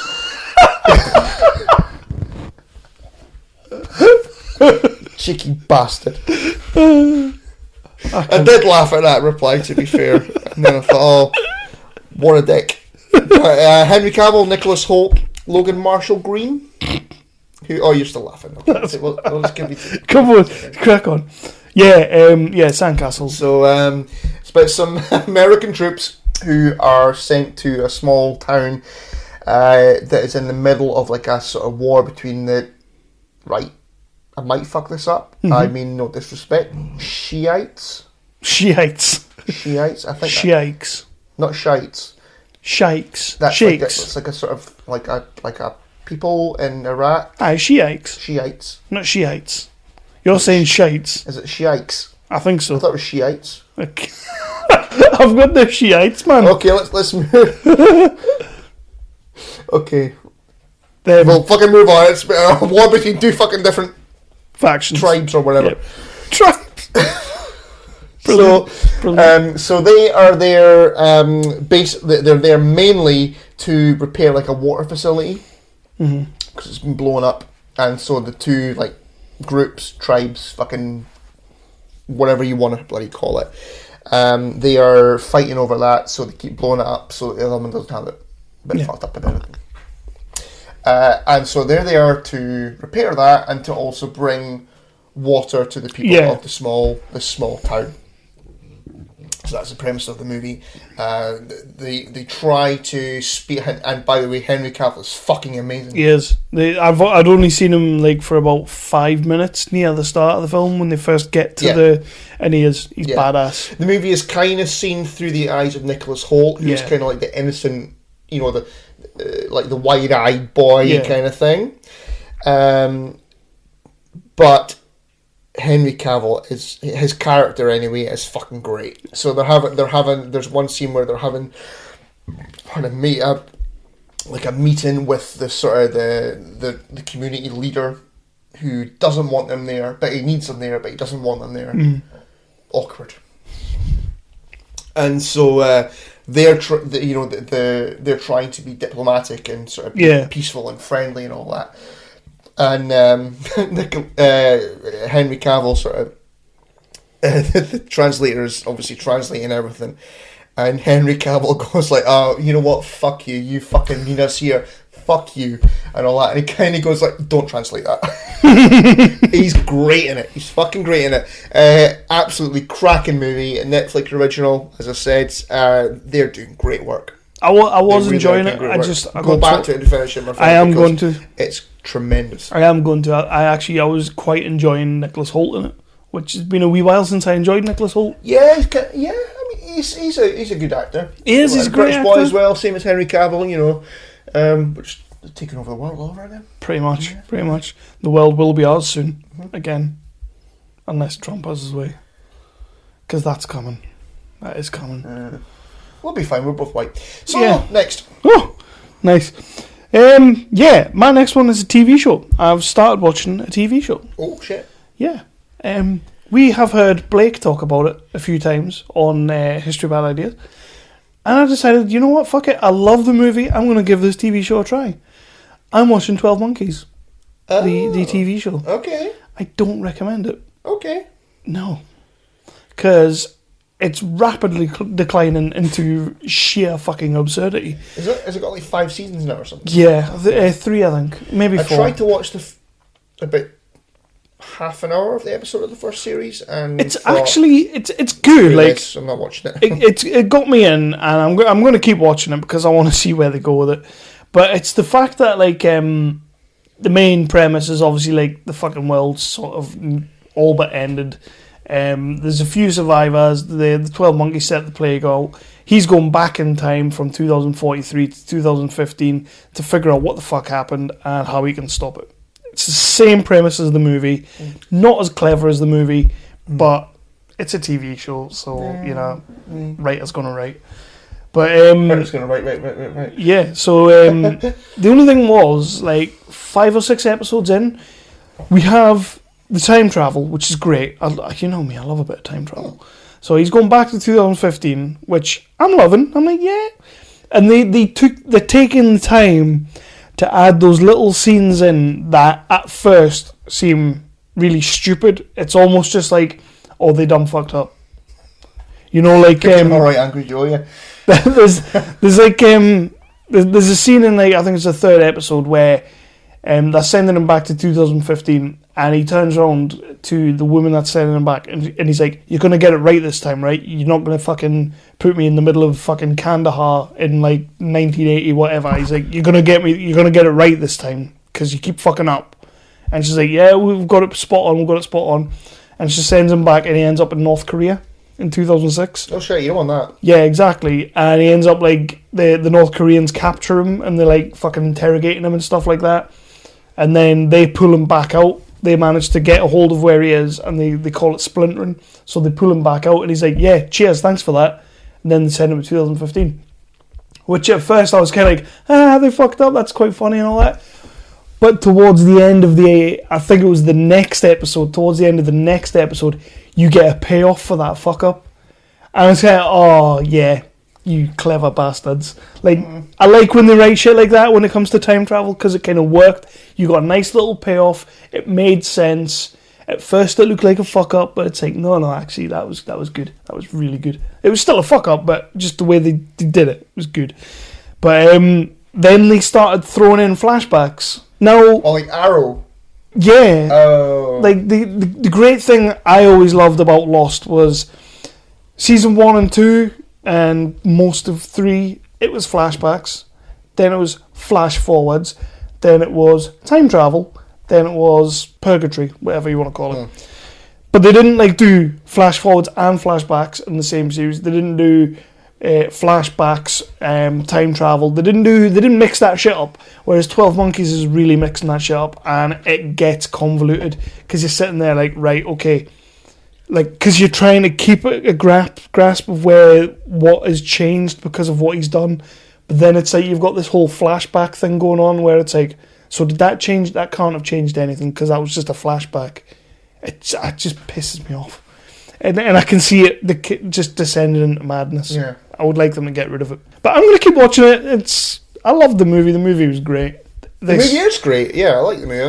I've not seen it like similar to what we were talking about before. I've not seen it in a long time. Yeah, but yeah, the movie's great. They've kind of kept the same premise. They're just playing about with it. Don't really want to watch the TV show.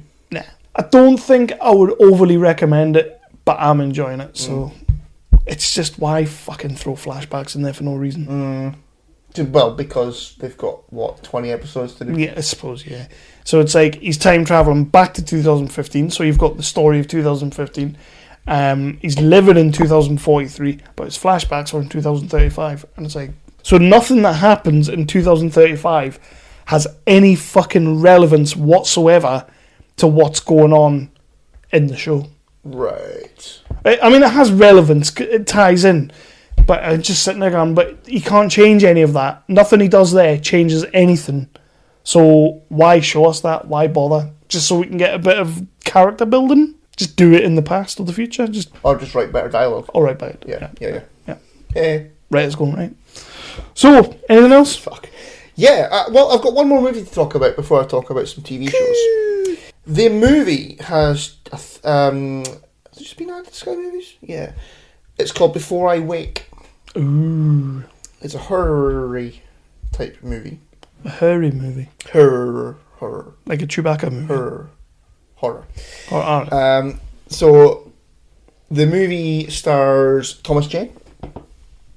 Cool. Yeah, I thought you'd like Not that. seen Tom and Jane? Or well. Kate Bosworth. Cool. And a lad called Jacob Tremblay. Yes, I've heard the name. You know his face? Yeah. Yep. So, and Annabeth Gish, Yeah. who was Agent What's Name in the X-Files. Yeah. Agent What's Name. She really made an impact It was on her you. story and it was good. Yeah. She was Robert Patrick's partner when Mulder and Scully fucked off in the X-Files in like season fucking whatever. 9. I didn't make it past season 2. 9. Dickhead.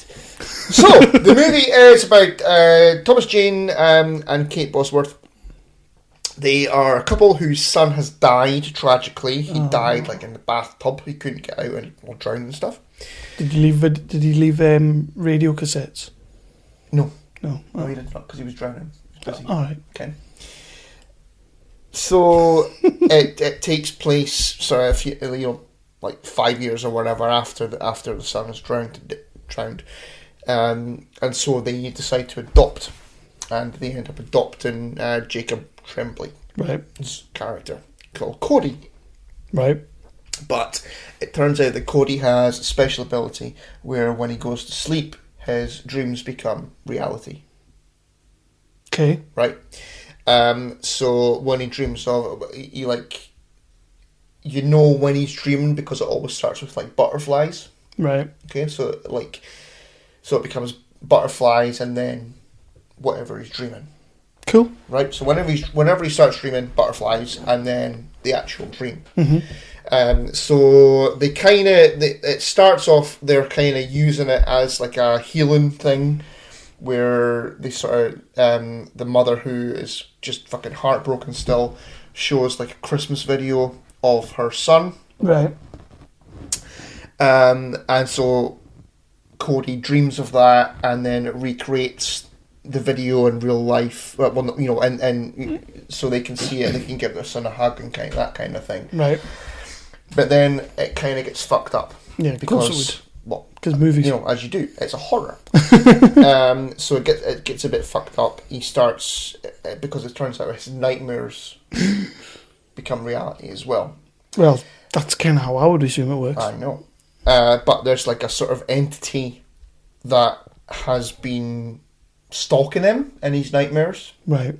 And so it finds him. And so the entity kind of, whenever it finds him, because he's been getting shipped about from place to place, because tragedies keep on happening wherever he ends up. Like Child's Play. Fuck Child's Play. So wherever he ends up, tragedies fucking happen and people keep going missing, but it turns out this fucking thing is actually like just basically killing people and making them disappear. Cool. And so, yeah, this thing tracks him down. And, well, obviously, fucked up shit starts happening. Yep. As, you know, horror movie, that's how horror movies tend Standard. to work. Yeah. There's a scene where he's at school and there's, like, the kid who's been bullying him, like, he doesn't want to go outside to recess or break, as we would call it in Britain, or tuck shop. So he doesn't want to go out, so the teacher lets him sleep in the classroom. He falls asleep, and so the bully kind of sneaks into the class to fucking beat him up and stuff and things. But he's sleeping and he's dreaming and he's having a nightmare, and this fucking thing just you know, fucks up the little kid. Cool. Yeah. Karma, bitch. You know what? It's a damn good movie. Yeah. I really, really enjoyed it. I like a bit of Tom Jane. Tom James is good in it. He's good in everything. Yeah, I mean, I've not seen him a great deal, Milk and Eggs bitch, but like, it was a really fucking good movie, and it's actually, with regards to the big bad, this entity thing that's stalking him, it's actually got a nice story, a nice little fucking backstory about what it is, but I'm not going to say what it is because I think people should watch it. I really, really enjoy it. I'll give it a go. Yeah, there you go. Yeah. That's all the movies I've got. Sweet. I've got a couple of TV shows to talk about. Well, I'll let you crack on with that because I've got one more thing, and it's not a TV show. Oh, well. Cool. The first one. Now, you're going to roll your eyes and take the piss about this one, right? Not right now. All right, sorry. Once I finish speaking. I was already rolling my eyes. God. Oh, you're going to do it. You are going to take the piss. So, I have been watching a kind of reality type show. Oh, my God. I know. Oh, my God. But it's manly. It is manly. Is it, though? It is. Is it, though? It's called Forged in Fire. Oh, my God. Yeah, so it's about, making swords and knives and stuff. It's like, you ever watched the British Bake Off? The Great British Bake Off? Oh, yeah, because I watch British Bake Off, yeah. You never watched that? Do you watch British Bake Off as well? No. You fucking saddle. Yeah, I've watched that. You know what we're talking about? You know what? Ruby watches that. That's the company you're in. And she is amazing, but she's a 9-year-old girl. Fine. My business partner watches that and he's gay, so, 9-year-old girls and gays. Says it all. Is that the demographic they're going for? Yeah, and me. Fucking hell. Okay, basically, Fortune Fire, manly. Yeah. Right. So it's an American show, obviously. Forged in Fire, mad, and so it's like sort of like 3 rounds. Basically, in the first round, they have to create like a blade or an axe or whatever. And then the second round, they have to put like a handle on it, and then the thing gets tested by like chopping shit up and stuff.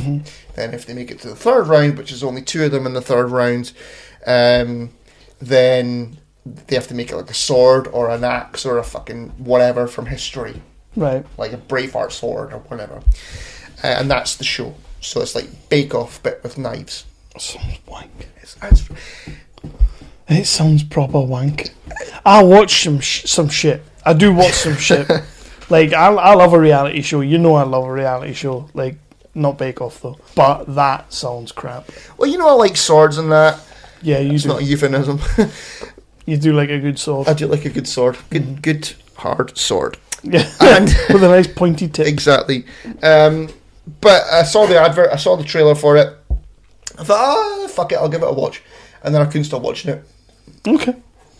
That's kind of what happens with reality shows. They kind of suck you in. They kind of take a little bit of your soul piece at a time. Oh, yeah. I really enjoy it.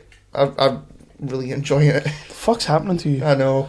Last episode, it was like teen melodrama, and now you're watching reality TV? Well, to be fair, you're a step behind me, so you've already watched 13 Reasons Why, so next episode you'll have watched Forged in Fire. Yeah, but I watch all teen melodrama, so... Oh, okay. I lived that shit. I didn't. I really didn't. Kind of do. I kind of do. Yeah, so, Forged in Fire. Sounds amazing. I will give that a watch. I'm not giving it a watch, will you? No. Anything else? Yeah, why not? Well, I already spoke earlier on about Born to Kill. Yep. So we've got one more TV show to speak about. I've got a podcast and a cheeky comic to speak about. Podcasts. Go on. Well, that's a good advert for this fucking show, isn't it?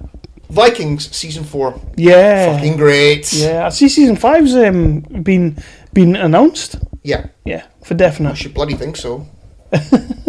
It's fucking fantastic. Yeah. You need to. Did you ever try and watch it or not? The first series, I watched most of the first series. Go back to it. I'm fucking begging you to go back to it. It's so good. Is it like reality Vikings and stuff? Because that's your niche now. Niche. Niche. We're not fucking American. Niche. Say it proper. Your Nietzsche. Kill you. You watch Bake Off, so don't start. Forged in Fire. It's good, man. It's good. It's the sort of thing Jeff would watch. Watch it together when we're over in Cincy. Good company. Yep. Come on then. Vikings. Yeah. Fucking great. Yeah, I need to watch that. Yeah. So my last thing isn't something I've been watching. I did something very out of character last week, and I bought one of those books that you read with pages and words. But it's not got pages because I bought it on the Kindle. Right. This is a book that was kickstarted a little while back, and I've been keeping an eye on it when the Kickstarter was running. I didn't give any money to it because he pretty much made his target within days. So, well done him. This book is VideoSyncratic, and it's all about the birth, the lifespan, and the death of the video shop. Okay. You know me. Like I'm a pissy ex-video store clerk. This book is fucking fantastic. It's just like the memoirs of a guy who basically, in the early 80s, when video shops kind of popped up, he was about 6 or 7. So it's sort of like the book starts with him like getting his first experience of the video shop and the way it came in, how there was no real classification on videos when they first came around. So, his dad was having to watch them, and then he got to watch them after that kind of thing. Because there's like a story at the start of the book that they watched Fame, the movie Fame, because they liked the TV show that it was based off. But what they didn't realise that in the first 10 minutes, there's like a tirade where somebody just says fuck about 12 times. Oh dear. So he's kind of like, I didn't get to see the rest of Fame till like 20 years later. Because basically there was no classification on the box because there was no BBFC at that point in time. And it's just little stories like that right the way through, and then he gets to a certain age and he owns his own video store. He's worked in countless video stores, like he's worked in all the big British ones, Blockbusters at one point and all that kind of thing. And then he owns his own video store, which I've not got to the end of the book yet, but it's sort of like, from what I can tell from the blurb, it only just shut a few years back. Right. So, I mean, video shops have been dead for a long time. Like, nobody's going to them anymore, so they were closing down. But it's good because I'm sitting there and I'm reading it, and he's talking about particular customers. Obviously, he doesn't use names, just like has, just customer X kind of thing. Anecdotes kind of thing. It's just anecdotes about certain customers. And I'm sitting there thinking, I had that exact same customer used to come into our video shop. They used to have the exact same complaints. They used to be pissy bastards, and they used to be awkward fucks because I'm just trying to watch my movie. Just get out my fucking shop while I watch my movie. And he's got so many of these little anecdotes and all that, and it's just a fantastic read, and I'm thoroughly enjoying it. And VideoSyncratic. Author is John Spira. Like I say, I'm probably totally mispronouncing that. It's probably Spira, but John Spira. He kickstarted the book. He got the money quite quickly. The physical copy of the book the cover is a video, which I think is fantastic. Oh, sweet. That's good. It's fantastic. But I bought it on the Kindle. See, I would if the cover was so cool like that. Yeah, I would have to actually own a physical. I am gonna buy it. I don't know. Sometimes with the books like this, because it's something so close to my heart, I kind of thought I'm going to read this guy's experiences and it's going to be shit.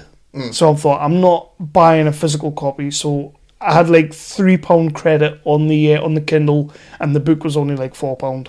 Yeah. So I basically paid £1 for it, and I've got more than my money's worth because it's fucking brilliant. It's such a good read, and I will be buying a physical copy. Good stuff. So VideoSyncratic, if you're into that kind of thing, like I say, it's the birth, the evolution, and the death of video stores, and it's just a good read. Well, like just nice personal story.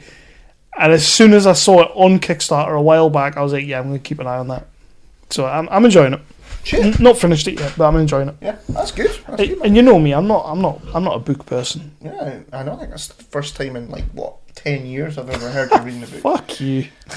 Tried to read The Road. That was a really hard read, though. The Road, the Viggo Mortensen movie. Yeah, I told Lindsay that I will never watch that movie until I've read the book, out of principle, because she bought me the book, and the book's really fucking hard to read because it's Cormac McCarthy, and he's all fucking.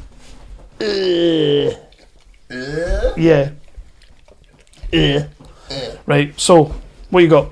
Yeah, I've been reading a graphic novel. Ooh. Yeah. This is actually from a few years ago. Well, 2012, 2013, I think it was. It's a crossover with Doctor Who and Star Trek The Next Generation. Okay. And it's called Assimilation Squared. Officially, oh god. And that's such a Doctor Who Star Trek thing. And so it's about the Borg. And because the square. The Cybermen. That's brilliant. The Borg and the Cybermen have kind of teamed up. You know what? You lost me already. Yeah. I bought like the volumes of it. So I've got like, I think there's like 8 volumes of it. So right. I'm reading them on the iPad. But it's Matt Smith's Doctor. So, you know, great. Karen Gillan's character, Amy Pond, is in it as well. And obviously the TNG cast. It's really well drawn. I think I'm about, what is it, like halfway through episode, book volume fucking hell 3.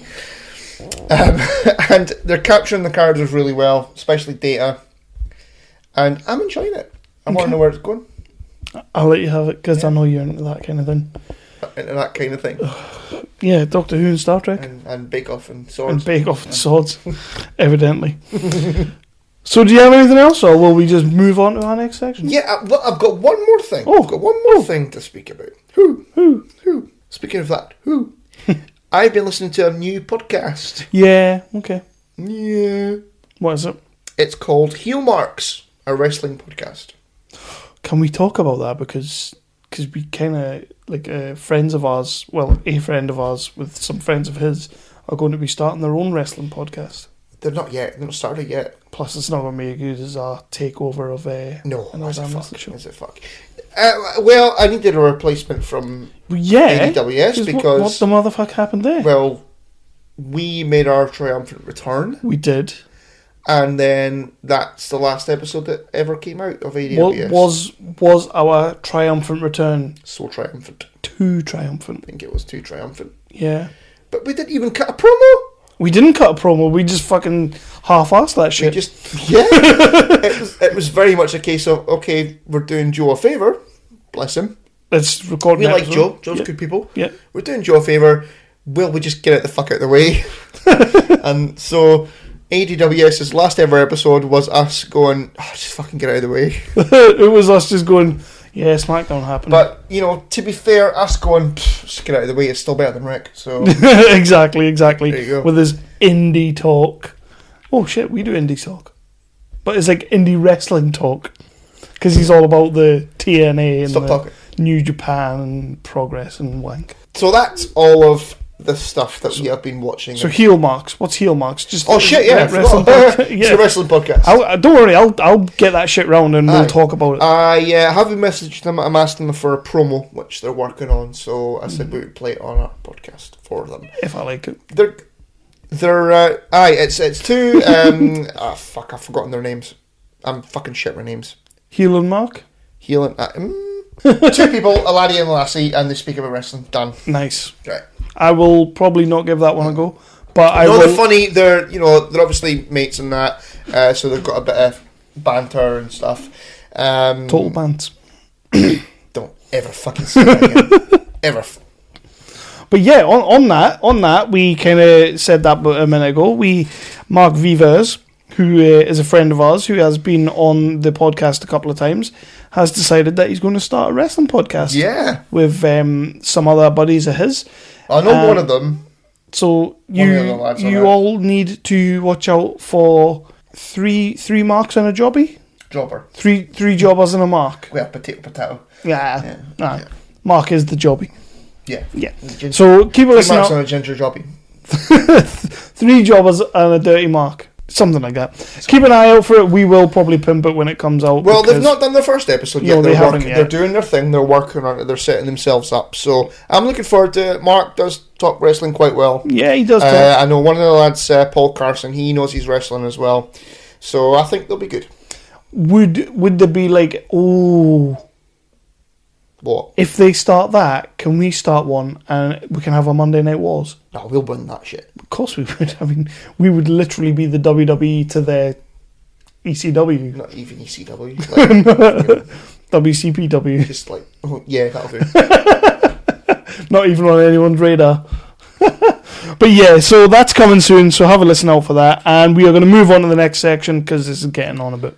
Isn't it? So play the promo and we'll be back in a second. I'm Jason. I'm Jeff. And I'm Blake from the History of Bad Ideas. And we'll get back to your regularly scheduled program here in just a second, geek listeners. But we do a weekly podcast called The History of Bad Ideas. Yeah, well, we'll discuss things like television or movies or music or games or any other thing that falls into our geek-related podcast knowledge. You can find us on Geek Life Radio, Fridays, 10 a.m. Eastern, 9 a.m. Central, or Radio-Blitz, Saturday, 9 a.m. Eastern, 8 a.m. Central, or you can listen to us whenever the hell you want on iTunes and Stitcher. Check us out. Roger says goodbye. Goodbye. That's what we'll do now. Okay, we'll get our cheeky top 5 done, and then we'll talk about Last Action Hero. Yeah, let's do that shit.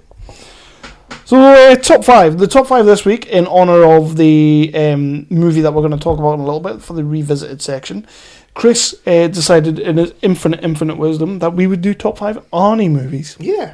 I was voting for Sly, but Fuck Sly. I just thought it was a nice little... No, you know what? Because I said to you that I wouldn't be able to do a top 5 for Sly because I don't actually think that I've seen enough of his movies to do a top 5 on. Okay. And I had a look on, when I was looking through Google and that to check I hadn't missed any Arnie movies earlier on, I just thought, you know what, I'll have a look at Sly movies, and yeah, no, I wouldn't be, I literally wouldn't be able to do a Sylvester Stallone top 5.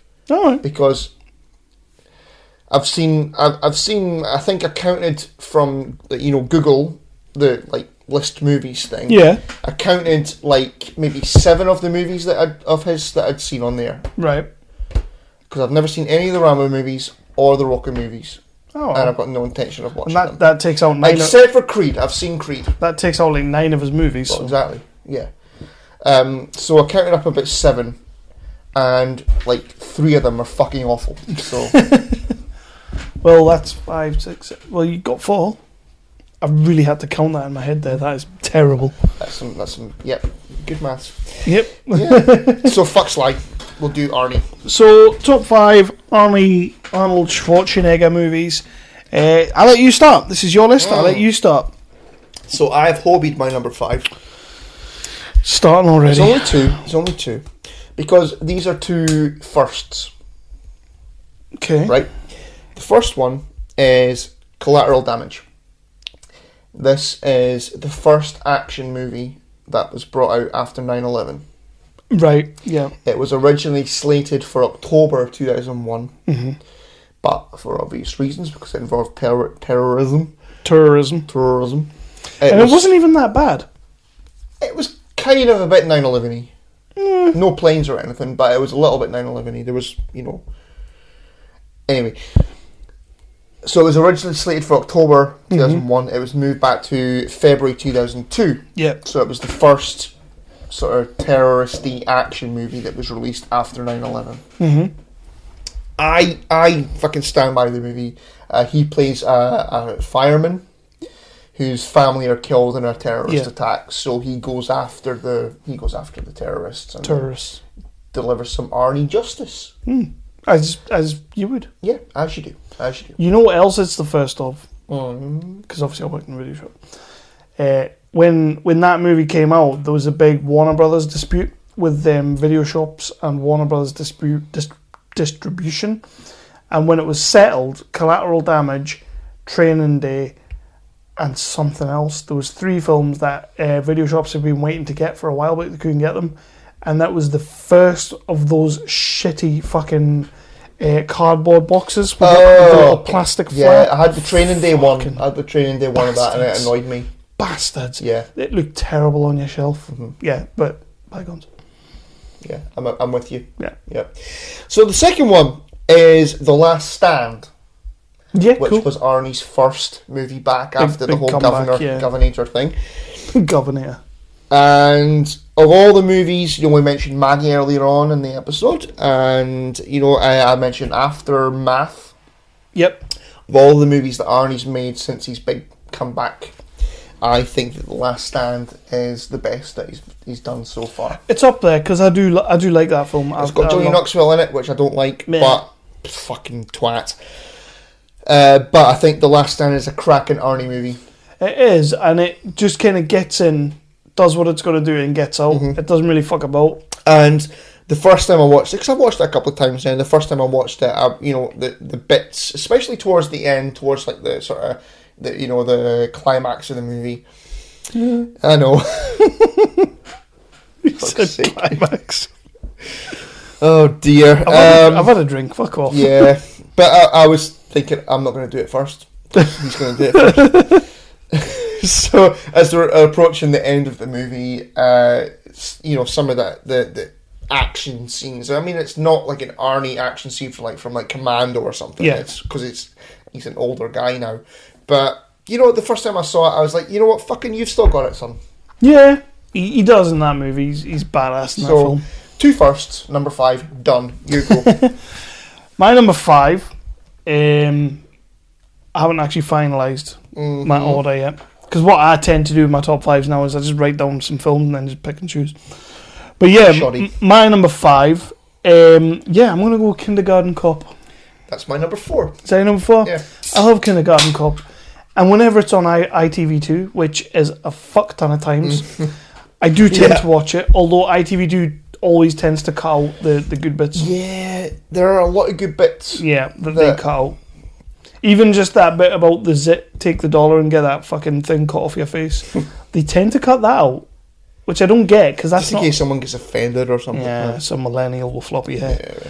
But yeah, Kindergarten Cop, I love Kindergarten Cop. I've never been, full disclosure for this list, I've never been a huge Arnie fan. In the sense of, like, most of his movies past the late 80s, early 90s are just shit. They're just shit, to be fair. They are. I would say movies past 1998, from what I saw on his IMDb, they're not great. They're not. I think, well, it's like any actor, isn't it? Like, you peak at sort of, I don't know. Arnie pretty much peaked when he started. No, he didn't. He came out with some phenomenal, great 80s movies. Just great fucking balls to the wall 80s movies. And then in the 90s, he kind of like, I'm gonna do some, not rom-coms, but like some more family-orientated shit. It was when he kind of turned from the, like, your sinister as fuck Terminator into the family-friendly Terminator. Who could guarantee millions of dollars at the box office. Into your Twins and your Junior. Which neither of those movies... Twins, I would say, is better than Junior. I fucking hate Twins. Junior is not good. I absolutely hate Twins. Junior is not good at all. I would watch Twins. I would watch Twins again. I would never watch Junior again. But yeah, number 5, Kindergarten Cop. I love Kindergarten Cop. It's one of those movies that has child actors in it that I don't want to punch. Yeah. Because I think most of the kids in that movie are actually really good. Like Jack Black's School of Rock, like all the kids in that film, I think are great. Yeah.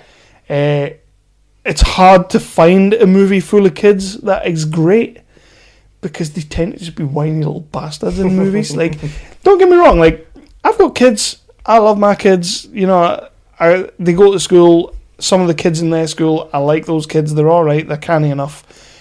But in movies, they tend to either cast the most annoying child actor they can find, or just make a good child actor annoying as fuck. Yeah.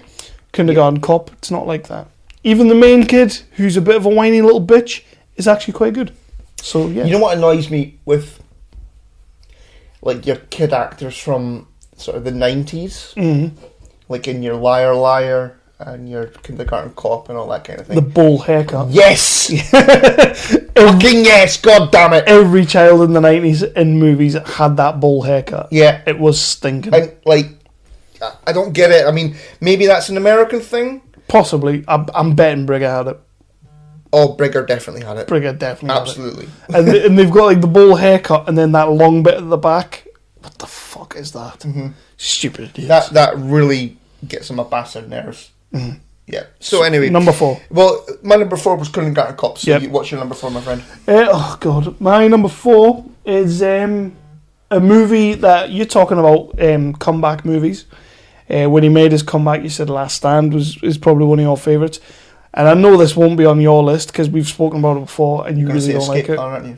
No. I do like Escape Plan, but it doesn't touch this.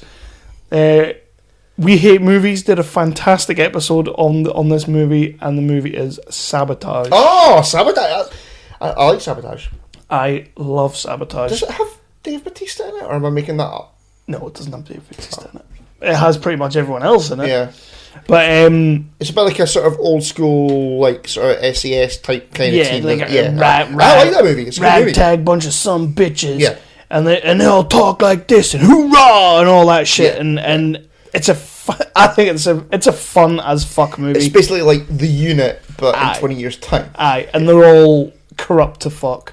Oh, that's what that movie should have had. Dennis Haysbert. It's got some Arnie's just like the aging guy, the leader of the group, Yeah. but he's just great.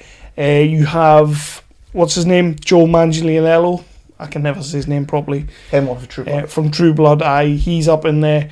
You got Sam Worthington in a role that is so unlike Sam Worthington that I actually thought, Sam Worthington's all right, and a whole bunch of other fucking ragtags. Great movie, fantastic. It's just a load of fucking nonsense and fun. Yeah, I enjoyed it. I really enjoyed it. Aye. At a time when he was making his comeback and he's doing like things like the Expendables, Ugh, which fuck that shit. which they are what they are. No, they they're not. They do what they say on the tin. No, they are that film. No, they aren't. And then amongst all of that, he came out with Sabotage, which I just had so much fun with. Yep, it's a good movie. It's a good movie. I still rate The Last Stand better. Yeah, I know you would. I just think that he's fucking amazing in it. Yeah, fair play. Mm-hmm. Good pick. So My number 3, well, it's kind of hobbied, kind of mostly hobbied, mostly. It's the Terminator trilogy. Mm-hmm.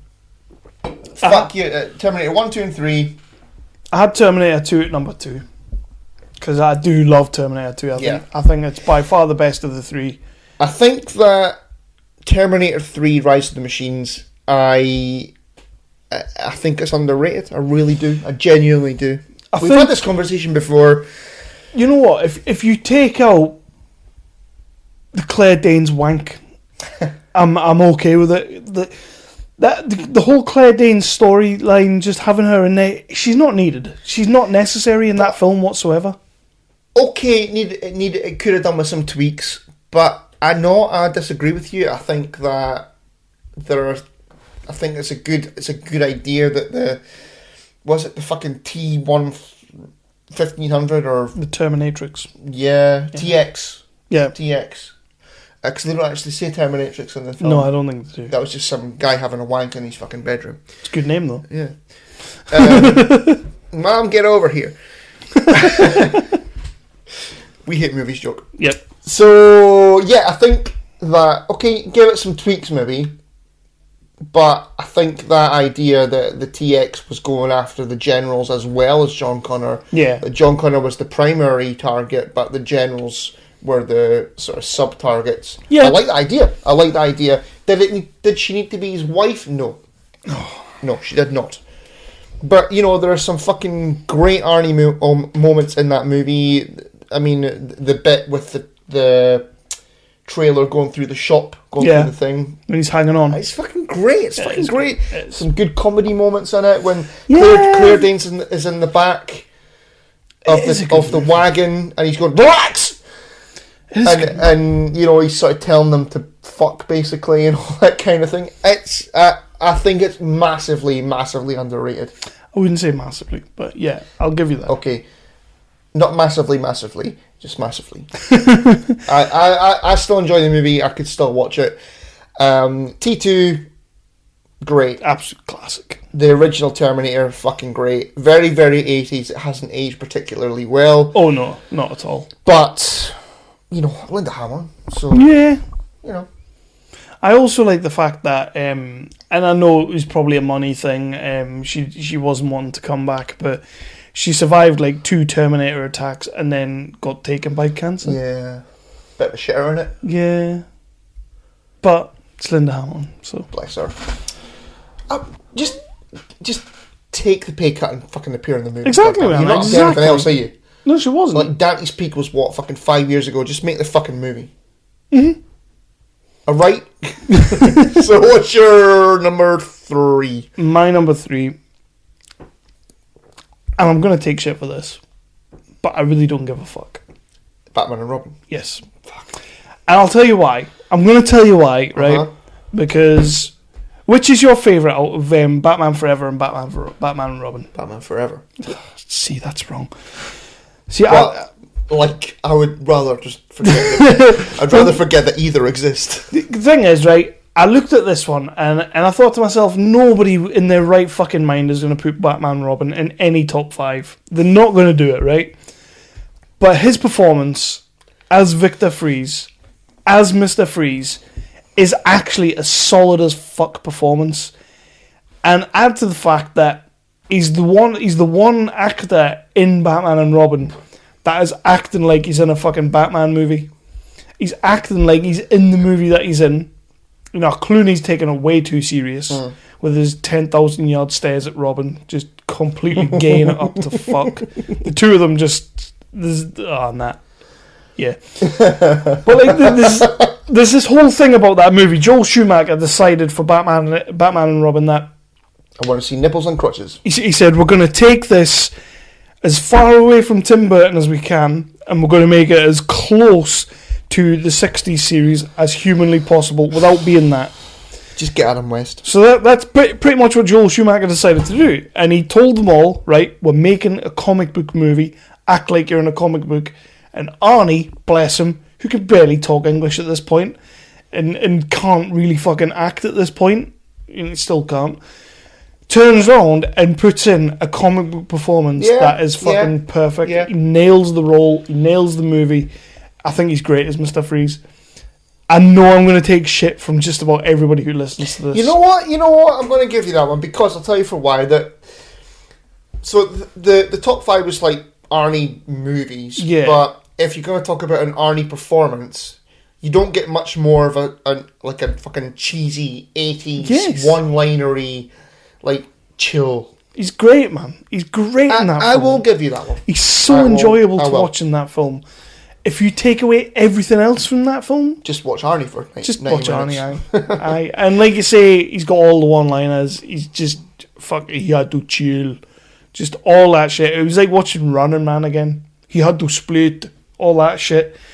I think he's great in it, and he knows he's in a comic book movie, and he's acting like he's in a comic book movie. Something, let's be honest, most actors don't fucking do. Yeah. Because they take it far too serious. Yeah, because it has to be dark and gritty, you know? Yeah. Christian Bale. Can we say that that's something that Joel Schumacher got right? Totally honest with you. I know what you say. You'd rather stick a fucking chopstick in your Jap's eye than watch either of those movies. But Batman and Robin is 10 times better than Batman Forever because it knows what it is. Again, I would just rather not watch either. I'll watch Batman and Batman Returns. And there's hatred for Batman Returns now. I don't get this. I'm not a fan of Batman Returns. Why not? I never have been. Why not? Danny DeVito.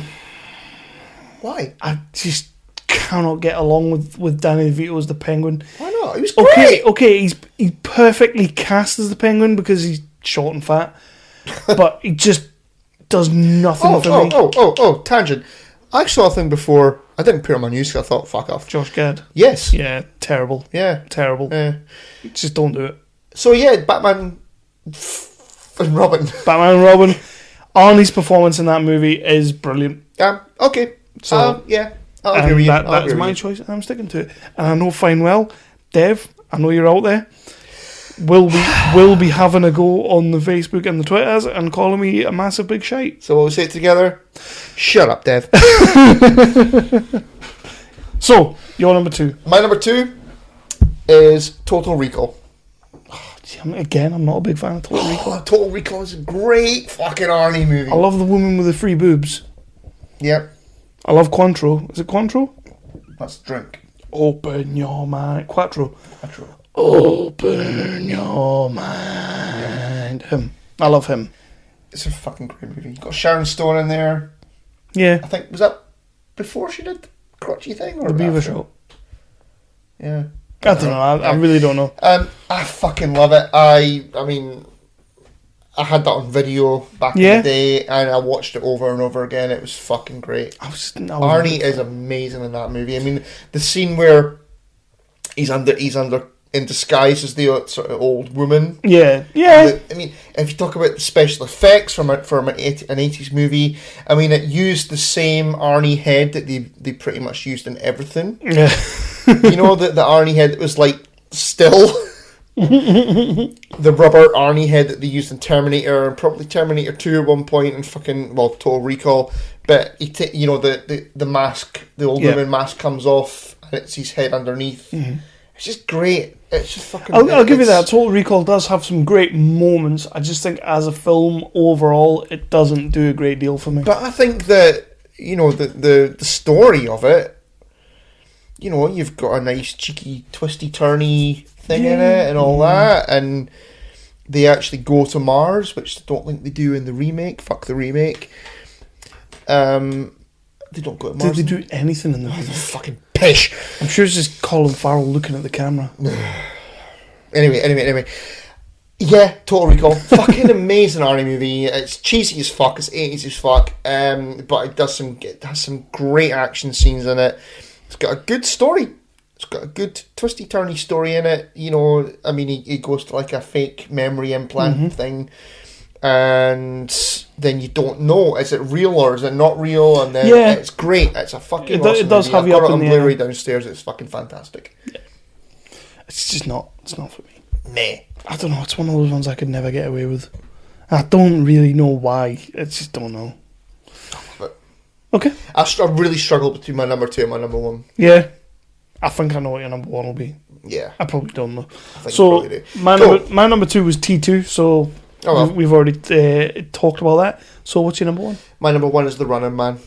Yeah, I kind of thought you'd go there. Yeah. Yeah.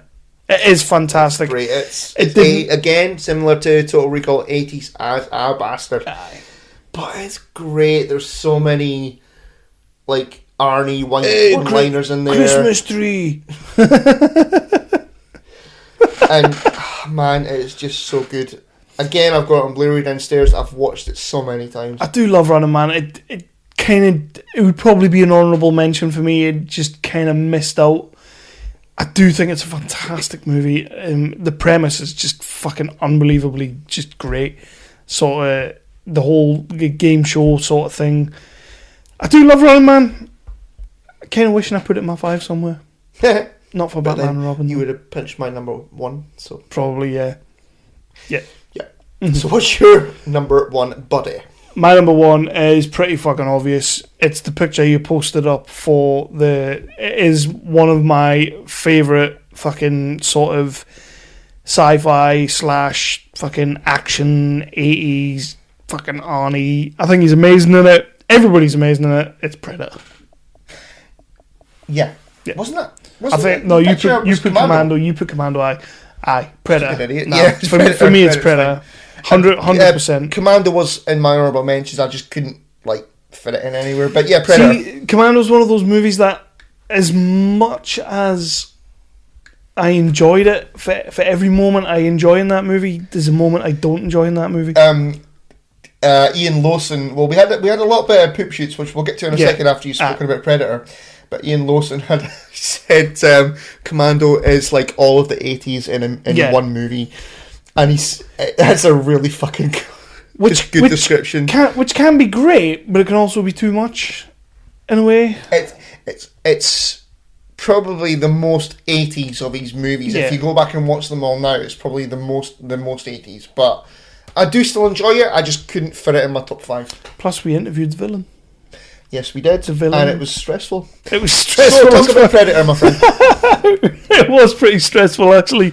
Oh, God, I need Well, he was feeding gummy bears to a fucking And wherever the hell that was. I need a beer after that. So yeah, I love Predator. It's a phenomenal movie. Just the guys, the Marines going into the woods to bring down the Predator, although they don't know what they're going after. They get in there, it all goes to fuck, and it's just brilliant. It's got some great one-liners in it. Him and Carl Weathers are absolutely fucking fantastic together. The whole crew, I just love Predator. It's one of those movies that, unlike a few of Arnie's movies that are on my list, I could watch Predator any time of day because you don't need to think about it. It's your perfect hangover movie. It's your perfect, I just need a bit of action movie. That was the good thing about Arnie's movies. Oh yeah, just great hangover movies. Just fucking action. I want to see some shit being blown up. Yeah. And Predator does that for me, and I like the whole alien thing. I love all that. Just great. I love Predator. Yeah. Not a big fan. Not a huge fan of the second one though. Was that the one with Donald Glover? Danny Glover, but close. Was Donald Glover the one from Community? Yeah. Yeah. Much younger. Yeah. He ain't too old for that shit. See what I did there? Yeah, but Danny Glover was in the sequel. It was set in Manhattan, and it was. I don't want to say it's garbage because it has some cracking moments in it, but it's not good. It's not good. Yeah. So yeah, Predator. Yeah, Predator. I have seen it. Obviously, everybody's seen that movie. Mm-hmm. I've not seen it as much as the other movies that I've spoken about, though, so I didn't put it on my list. I think for me, like growing up, I think I did have it on video, but growing up, like your Total Recall and your Running Man and your obviously Terminator movies. I watched them more than I did the Predator movie. Mm-hmm. So I just think the Predator movie is it's just him being a fucking muckle big muscly bastard in the jungle, just killing the fuck out of aliens, just having fun. Yeah. Well, he's not having fun, but he's enjoying himself. So yeah, that is the top 5. Do you have the poop shoots? Oh yeah, shit. Yeah. Right. Okay. Yep. 2 seconds. I didn't put it out to the Get Fresh crew whoop whoop because every time I do that, you go, oh god, here we go. Kenny got Santa in the dry haven't they? So have they? Have they? Okay. Not with us. Never with us. Never. Never that. Good. Because we're good. Yeah. So Ian Lawson said number 5, Commando, because it's all of the 80s at once. Number 4, Last Action Hero. We'll get to that in a second. Number 3, Predator. Number 2, Terminator 1. And number 1, Conan the Barbarian. Cool. Which I'd forgotten about. Conan. Yeah. Big Sexy Dev. The Terminator Trilogy, number 5. Twins, number 4. True Lies, number 3. True Lies was good. Number 2, Commando. And number 1, The Running Man. Is that the first time Dev has taken a top 5 series with us? Possibly. Because it kind of feels like it is a little bit. Hold on, I've lost the fucking screenshots. There we go. Right, so Jeff from Hobie said number 5, Hercules in New York, which I'd never actually heard of before. That's like one of his very first, wasn't it? Way back in the day. Number 4, Commando. Number 3, End of Days, which was okay. Yeah. Okay. That was what you were speaking about, like, later on, where, like, the 6th day, or the 6th day, where it was like, He's just doing it for a paycheck. It's still an Arnie movie, so I'm going to watch it, but I'd rather be watching fucking Total Recall. Plus, End of Days was okay, but it came out round about the same time as Stigmata, and Stigmata was way better. Yeah. Number 2, Terminator. Number 1, Scavenger Hunt. Scavenger Hunt? Yeah. Bob from Barton's Bob. Yeah, said number 5, Red Heat. Cool. It's alright. That's good movie. Number 4, T2. Number 3, Terminator. Number 1, Running Man. And number 3, Terminator. Number 2, Running Man. Number 1, Predator. Cool. Where he said Jeff. Kev Wright said number 5, Kindergarten Cop. Sweet. Number 4, Twins. Sweet. Number 3, Escape Plan. Sweet. Number 2, Predator. Number 1, he's hobied it. Some bitch. Number 1 is T2 / The Running Man. I thought you were going to say like Terminator Genesis. Yeah, so that's all of the poop shoots. Excellent. That was our top 5. That was, and it was an easy top 5. So yeah, we rattled through that sumbitch. So we're going to talk about Last Action Hero in a minute. We will. I will play a quick promo, and we'll be back on that. Hey there, kids. Do you want to hear a show where bunch of guys sit around in a comic book store and talk about comics and lifestyle choices, other goofy things and shenanigans they get up to, then When have we ever talked about comics? Usually it's people sitting on my lap and riding the struggle bus. That's true. It's mostly shenanigans. But occasionally we talk about comics. And if you like any of those things, comics, shenanigans, Devin's lap, then you need to check out Snake Oil Comics with me, Travis, and my beautiful co-host, Big Dev. Find us on iTunes, Stitcher, and snakeoilcomics.com. And we're back for the last segment. We on the are show. back. Thank We are back. fuck. This is a mammoth-ass episode, isn't it? Yeah, I think our record is like just under 3 hours. Oh, we're like... We're close. We'll get to Cincinnati quicker than this episode. Yeah, I hope so. But yeah, you decided, in your infinite wisdom, that we'd do a little revisit of an old movie, and we came up... Well, you put the poll out there to the tweeters. Yeah, I didn't decide. The people. The people I'm the decided. people's champion, if anything. Well, no, you're not. I am now. How's that? Because I currently hold the 365 Oh, belt. yeah, that's right. Yeah, That's right. there's some news for you people. Yeah. Kevin Halden, me, the pissy ex-video store clerk, is your new 365 champion. You fucked that up. And I'm not bothered. Boo! That's better. No. Well, it is. So I am the new 365 champion because I'm so fucking awesome. 6 out of 8 predictions right at Payback. I only got 3. Currently the top of the Team Raw division. Yep. So yeah, I'm owning that shit. You know what's really upsetting? What's that? Is on the Team SmackDown division that I'm in, Yeah. Briggers. Fucking top. So right now, And my team is called Whedon's Brigger Kickers. my team is called Kev Top, Dev Bottom. Yeah. And Dev's not bottom. Dev's second bottom. Yeah. But yeah, I'm currently top of that division. So right now, if WrestleMania was to happen next week, it's me versus Brigger at WrestleMania. That's a damn good WrestleMania. I'd watch that. I mean, obviously, I'd kick the living fuck Has to out be a of him. buried alive match. Oh, Hey, do you think we should do that in Cincy? buried alive match. Like, because you know how the Americans do that backyard wrestling. Well, I'm assuming he's doing like a steak party thing. Yeah. He's fucking better. And I'm assuming he's got like a Wrestling ring. big estate, like, a big fuck off back garden Yeah, with the wrestling ring. with a in it. bouncy castle With the bouncy castle that we can wrestle on. that we can wrestle on. Yeah, I want to do a swanton. Big time. Yeah, you don't Yeah. want me landing on you, but No, like, no. fine. Not at all. All right. But yeah, so the movie is Last Action Hero. This is your baby. I'll let you take charge. Yeah, I've got notes. You have got I've got fucking notes, notes. motherfucker. How did you get on with the movie, first of all? I watched it with Ruby, my 9-year-old. How did Ruby get on with the movie? She loved it, although she kind of irritated me a Right. little bit with the whole, when he comes into the real world Yeah. and she couldn't grasp the concept of having Arnie there as Arnie, but also Arnie as a fictional character. Right, okay. As Jack Slater or Zack Slater? Jack Slater. Jack Slater. She couldn't grasp that. Yeah. Okay. So trying to explain it was a fucking dream and a chore. But Bless then a couple of nights before that, I was watching 12 Monkeys, and bless her, she thought it was a documentary. Oh dear. Yeah. Oh dear. Well, you know what? I've told this story on the show before, but I'm going to tell it again because she listens to the show. My sister, when Does she legit listen though?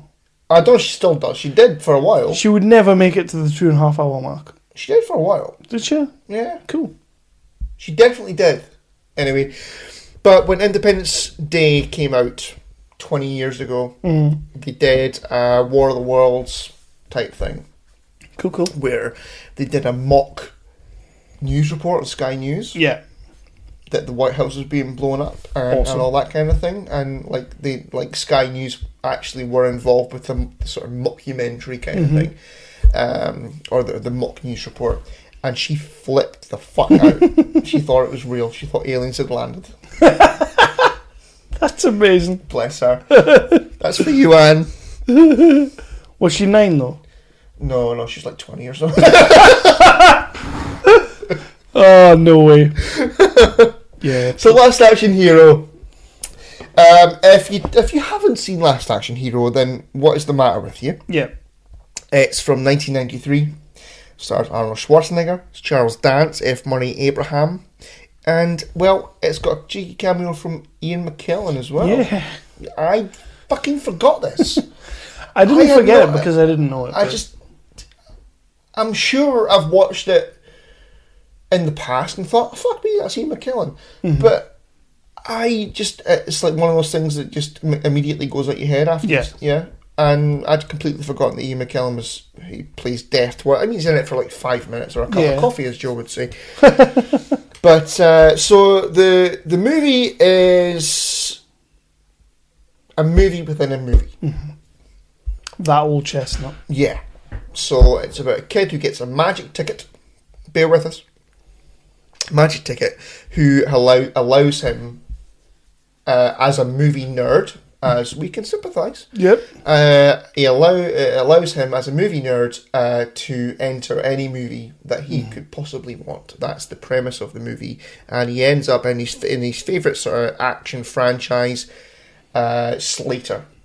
So it's Slater 4 that he ends up. Is in. it 4? Yeah, because at the start of the movie he's watching Slater 3, right, and then the guy Nick says, I've got a copy of Slater 4 to cut together because it's the 90s.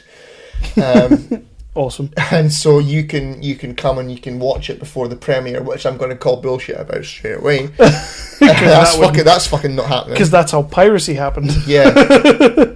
you wouldn't kick a kitten in the head. You wouldn't. That's a fucking UK advert from probably about 20 years ago. Yeah, big time. So this kid enters the world of Jack Slater, which is an over the top, plastic, shiny, gorgeous looking fucking LA as compared to his real world, rainy, drizzly, dank New York. Yeah, I don't like that kind of talk. That's how I imagine New York, drizzly and dank. Yeah. Except for Carmela's / Joe's neighborhood. He's not going to listen. He's not. Anyway, and if he is, he's not made it this far. So that's the premise of the show, but the premise of the movie even. But yeah, let's talk about the director for a second. It's John Die Hard. McTiernan. Yeah. Die Hard. Yeah. Predator. Last Boy Scout. No, that's Hunt for Red October. Yes. Die Hard with a Vengeance. Fucking Thomas Crown Affair. Mm-hmm. That's a fucking good director. Mm-hmm. And what the fuck happened with this movie? What do you mean what the fuck this movie has all the hallmarks of a John McTiernan movie. It has he basically is aping all the movies he makes in this movie. Well, it's co-written by Shane Black as well, by the way. Oh so my God. Yeah. Did you not know that? There was no Christmas scenes, so... There were Christmas scenes. Okay, there you go then. There were Christmas scenes and kidnappings. Was there snow? I only watched it last night. Was there snow? Shane Black does like a bit of snow. I forget if there was... Maybe in the New feel York like there section. was snow. In the New York section. Anyway, but that's a fucking pedigreed director. Yeah, God, yes. Damn good cast. But you know what it is? I don't know what you mean by saying what the hell happened. What I mean, because we've both watched this and we've spoken about, we had the listener poop shoots and someone mentioned Last Action Hero. Yeah. This is a fucking beloved movie. Mm-hmm. It's a fucking great action movie. It's an Arnie movie that at the time hadn't, or like no one had done like a sort of parody. Yeah. Commenting on the state of the action movie scene kind of thing. Just the pure absurdity of it all. Yeah. No one had done a movie like this before. They hadn't done a movie like this before. And so this movie had a fucking just hit all over it. And you know what happened with the movie? It opened the week after Jurassic Park. Well, yeah. That's not a good idea. That's what happened with the movie. That's a shame. So the budget of the movie was $85 million. In the US, it grossed $50 million. It's not bad. I'm not entirely sure what the international take was, but it probably wouldn't have been great either.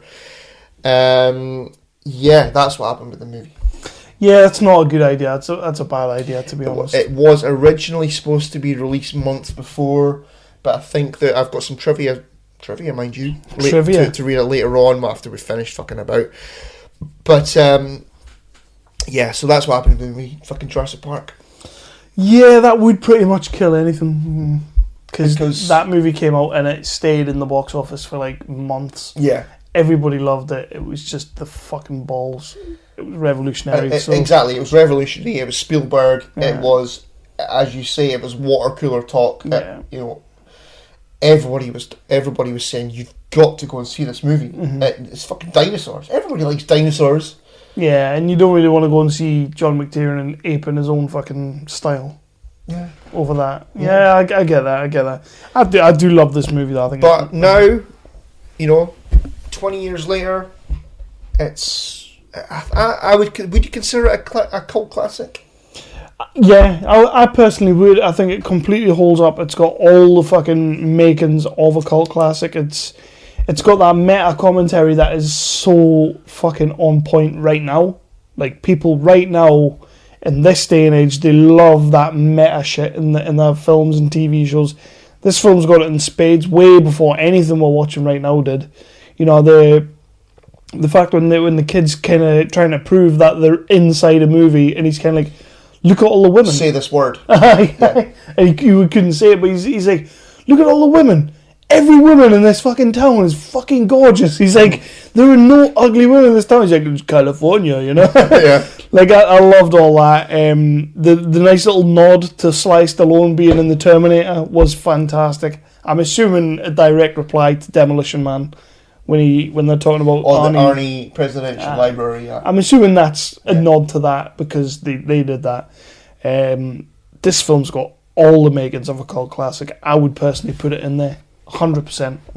I would. So we'll go through the plot a little bit, will we? Do we need to? Do we? I don't know. He gets sucked into the movie. He tries to prove that he's in a movie. Then they get caught up in a case in a buddy cop type deal with a child. Strange. Yeah. Charles Dance is a fucking baddie because he's British. So Charles Dance is amazing. He's a great baddie. In this film. He is. And when he realizes that they are in a movie type thing and he can go into the real world, Charles Dance is Charles dancing all over this film. Oh yeah, he just there's the scene towards the end of the movie, or like once he's in the real world, where he shoots the guy. Mm-hmm. He shoots the guy and goes, "Hello, I've just shot a guy and I want to confess." And in the background, it's like a New Yorker. Shut up down there. So it's Joe. But yeah, he's chewing the fucking scenery in this film. I mean, it's a movie with Arnie. You're gonna do it because at that point in time, obviously Jurassic Park killed this film, but he was a bankable star. So Charles Dance is gonna just be in it and show people how to fucking act. Yeah, and he's great. He does what he's supposed to do. I love the film. I think the film's great. And again, it's a child actor that I didn't want to punch in the face. Yeah, I mean, this was his first movie. Yeah. And more or less his last. He's not done a great deal. Do you need to? You make a last action hero? Do you need to make another movie?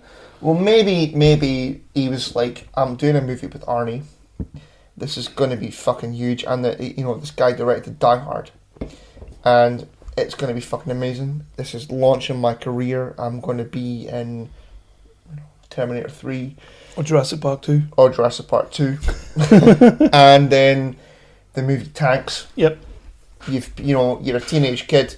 I'm playing the role of a lifetime. I'm a movie nerd who gets to go into his own movie. This is the role of a fucking lifetime. And I'm only 16. And it fucking tanks. Time for the hard drugs. I don't know if that's it. Allegedly. Like his Nick style. So, yeah, here's a question for you. If you had that ticket, what movie would you go into? Star Wars. Star Wars?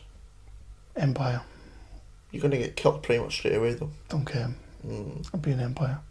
I don't know, that's a hard one because there are many, many great movies. Goonies would be a good one. I wouldn't mind being in Goonies. Yeah. Here's a good one for you. Star Trek Generations. Why? Because you can meet Kirk. And Picard. Kirk and Picard. Okay. Nah, I wouldn't go into that one. No. Whoopi Goldberg was in it. It sullies the whole franchise. Whoopi Goldberg was great. She's not She great. is so... How dare you, sir? What else? What else? It's got to be something. I don't know. A movie like a movie that you're not going to get killed in immediately. So no like horror or like Alien. You're not going to go into Alien because you're going to get fucking killed. Alien would be badass. If I could be one of the colonials, Alien would be badass. All the colonials die. Doesn't matter. That really is not a great. That's not a great soundbite. You could like that could be like on the poster. Yeah, maybe at like a Jaws. As long as you don't go in the water. Buried. I'll be the guy in the coffin. What's your lying on top of fucking?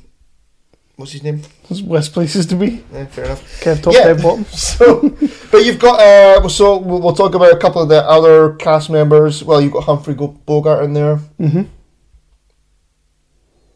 You've got Danny DeVito as Whiskers. What did you make of that? I don't know. I'm not a big Danny DeVito fan. I bet it was a cartoon cat. So I did like that when he was like, "It's a cartoon cat. Where else would you get a cartoon cat than a movie?" And he was just kind of like, "Yeah, it's Whiskers." Yeah. He's supposed to be on suspension or something like that.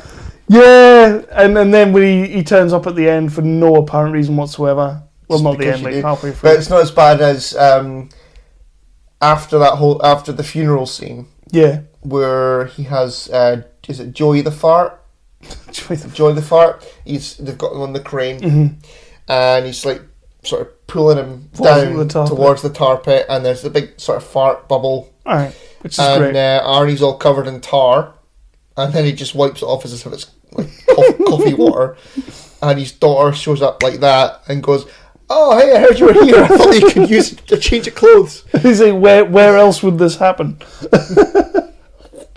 I don't know.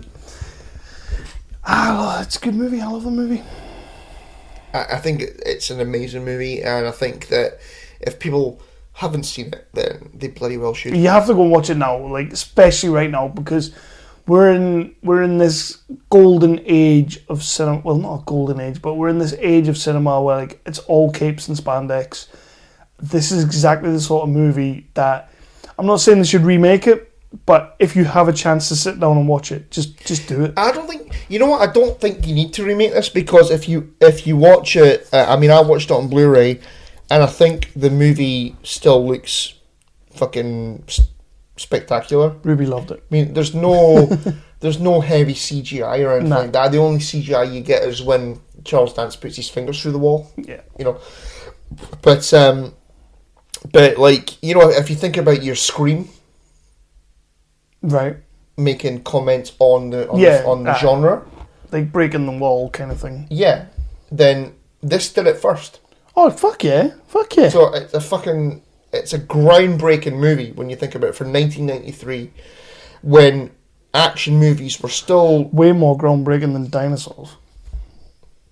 What? I do love Jurassic Park. Oh, okay. I thought you meant dinosaurs like Disney movie. Oh anyway. God, no. Well, we'll talk some trivia.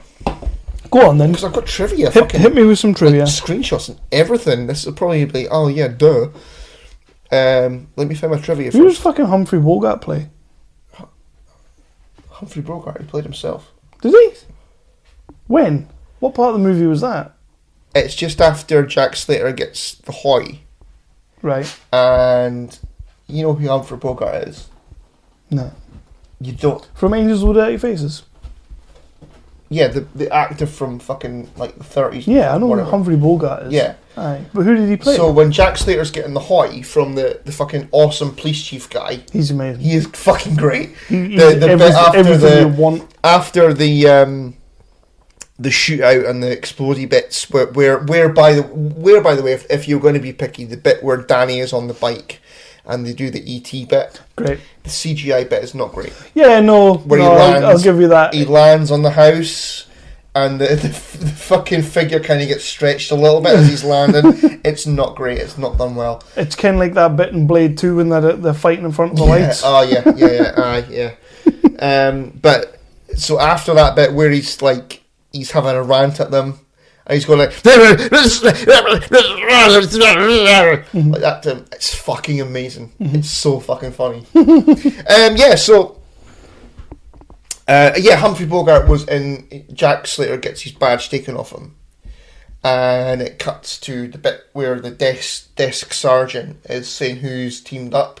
Right, And he's going, You're aye. teamed with the black and white cut out of Humphrey Bogart. And the whole place looks at Arnie as he's being sacked.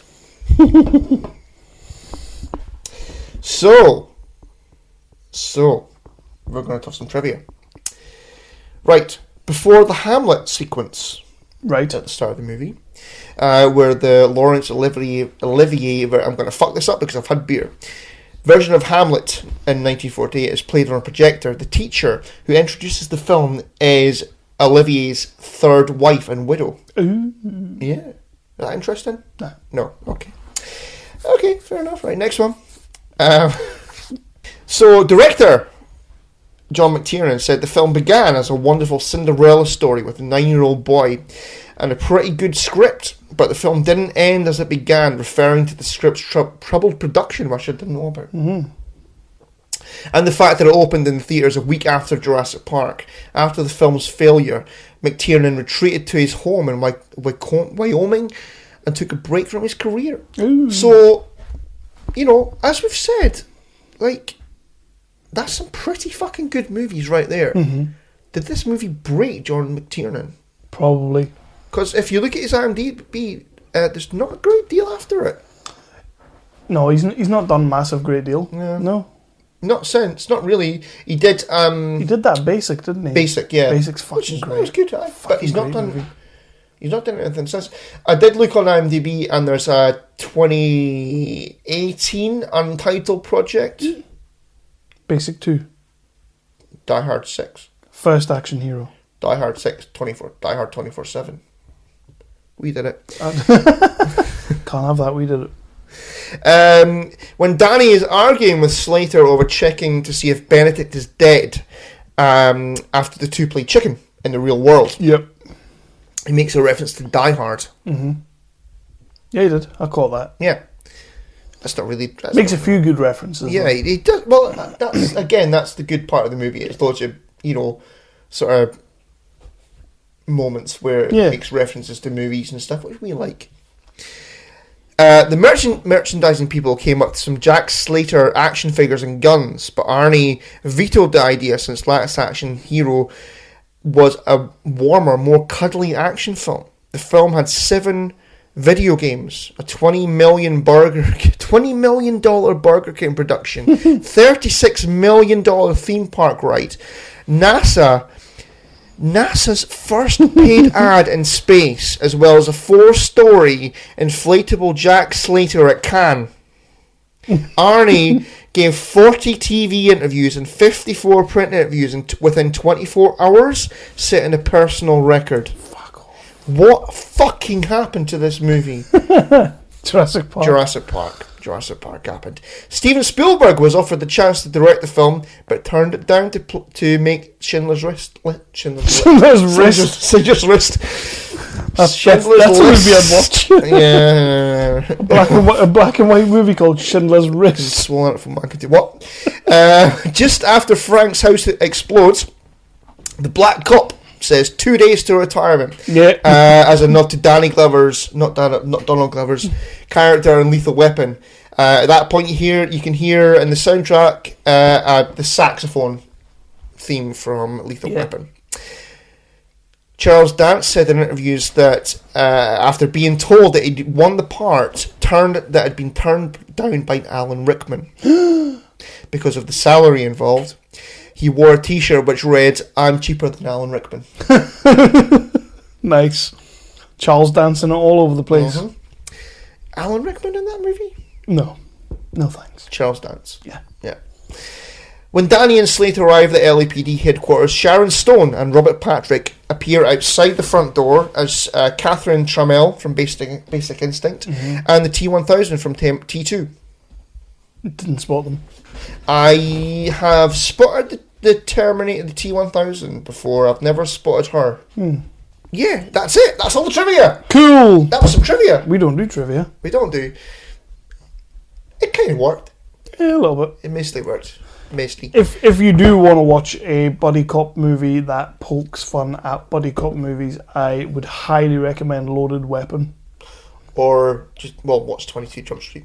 Or 21 Jump 22 Street. Jump Street. But Loaded Weapon is amazing. Have you ever seen it? Is that, National Lampoon's what's his name? Estevez and Samuel L. Jackson. Yeah, I've seen that. Great movie. That is a fantastic poke at Colin. Yeah. Kev's had 3 drinks and he's fucked. So that was Last Action Hero. This was sorry. We are 2 hours and 50 minutes in. That's why I'm fucked. 2 hours and 50. Yes. Shit. And it's late. Oh dear. So that was Last Action Hero. So what we do next? I'm okay with the 365 revisited. I liked watching an old school. We could keep this one up. It's lasted longer than just the pilot, so yeah. So we had other movies in the vault. We had Romeo and Michelle. No. And we had Starship Troopers. Yep. Will we do Starship Troopers? We could do. I think you should put it to the vote though. What's been voted on? Put it on the Twitters. It came second. No, you have to do it again. You can't just fucking. The fans like to vote on things. All right. I mean, look at us. We're Brits. We vote on things every 6 months. Did you vote today then? What on? That you were going to vote in the local elections? No. Because he replied saying, "Yeah, you should vote." He did. He said. He says if you're just going to spoil you don't spoil the ballot. So let's just clear this out, right? Kev doesn't vote. He conscientious objector. Well, no, that's Worry. Kev exercises his right not to politics. vote. Fair enough. I've said to you after the fucking whole Brexit bullshit, I, for the first time, realised why you don't. So we're not going to argue there. Good. So you tagged me in a thing the other day, because it's local elections right now, tonight, here in the UK, and said, Chris, I'm going to vote. I think I said, I think I might vote. No, I'm going to vote. No, I'm sure the word might was in there. Yeah, I think you said I'm going to vote. I probably did. Yeah. And so the guy who Kev was going to vote for replied... no, I never said I was going to vote for him. No, you didn't. You didn't need to. That's fucking coincidental. Right. The guy who's... But you were replying to his campaign video. Yeah, but I might have been saying I'm going to vote, but not for this guy. He didn't know that. He didn't know that. Well, neither did you. Well, that's coincidental. It's nothing to fucking do with it. But you can't assume that I was going to vote for him. I didn't assume anything. You did. You just told me that you thought I was going to vote for him. No, I didn't. Okay, I said you were going to fucking vote. So tell your story. I don't care anymore. It's a good story. I don't vote, but I might vote. Yeah, so the guy replied saying, yes, please do vote. Yeah. It's important that you vote. And then, so Kev sent me a message on WhatsApp saying, I'm not going to vote anymore. No.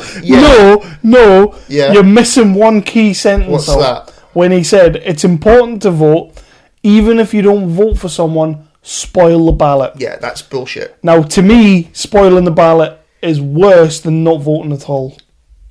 Spoiling the ballot is bullshit. What is the point in wasting your time, wasting anyone's time, if you're just going to spoil the ballot? Yeah. Somebody still has to count that shit. What, so that put you off? What, were you going to do that? What, spoil the ballot? Yeah. No, I would have voted. So how did that sentence put you off voting? Because that's a bullshit thing to say to someone, especially if you're running for something. Like, say I'm running for, local councilman, fucking mayor or whatever it is that he's running for, right? Say I'm running for that. I'm not then going to turn to someone who is a potential vote and say, oh yeah, you should totally vote, even if it's just to spoil the ballot. I think his point was, it's important that you vote. Yes, but That's not voting. Spoiling the ballot isn't voting. No, I know. He said to me, you should totally vote. It's important. If you're going to spoil the ballot, you may as well just not go. Exactly. So he made my point for me. So yeah, I didn't do Yeah, it. but you were going to vote. You were going to fucking vote. Yeah, but then he pissed me off. Oh, Jesus Christ, you fucking... Although, to be fair, I went up there, I did actually go up to vote today. Mm-hmm. And... Did you vote? Yeah. Alright, who'd you vote for? Oh, you're not going to be one of them cunts who's like, I'm not telling you. No, I voted for him. That's my boo. I voted for him. Aye. Yeah. Well, But he was sat outside. oh, so you felt like you had to. No, I was going to vote for him anyway. Did he have a pint? Eh? Did he have a pint? I was handing out pints as you went, so... Was he? No. Oh, Could happen, though. I thought I missed the trick That there. would be awesome, actually. Yeah. I'm That's going to do that next time. That's how I would do it. I would hand out like cola bottles at the door. Everybody loves a cola bottle, not the fizzy ones though. Oh, yeah, the fizzy ones. Oh. Pussy. But yeah, So that was Last Action Hero. can we move on? Can we go? Episode 74. Well, you brought it up. We're all done. It's going to be a little bit of music. Listen to the music, and then there'll be my spoilery bit from 13 Reasons Why. Yeah. Check you on the next episode. We have enjoyed this one, and it's gone on way too long. Yeah, you've probably not been listening by now, so... Bye. Bugger baby buggy bumpers. Here comes the money. Here we go. Money talk. Here comes the money. Money. Dollar, dollar. Dollar, dollar. Ching, ching, bling, bling, got the chatter. You ain't talking money, then your talking don't matter. Ching, ching, bling, bling, patent pockets. We take the dollar, dollar, can a damn soul stop it. Here comes the new kid on the block. Hold on, your bets, here's where the buck stops. See, first of all, I want to know your thought on the end of the last episode. A couple of things. Did you see the counsellor coming? No. No? No. I kept saying to Lindsay that he was dodgy. Although, yeah, it was kind of building it up throughout the series that They were playing they it. were looking out for themselves kind of thing. Aye. Yeah. But I didn't get that it was going to be that. When he started, like, when she was in the room with him and he, like, his phone was going off and all that kind of thing. Getting fucked off, like. Yeah. That was like, because you know me, I'm on my phone all the time. I know. And I constantly looking at my phone. And when his phone kept ringing, I was like, just put the fucking phone away.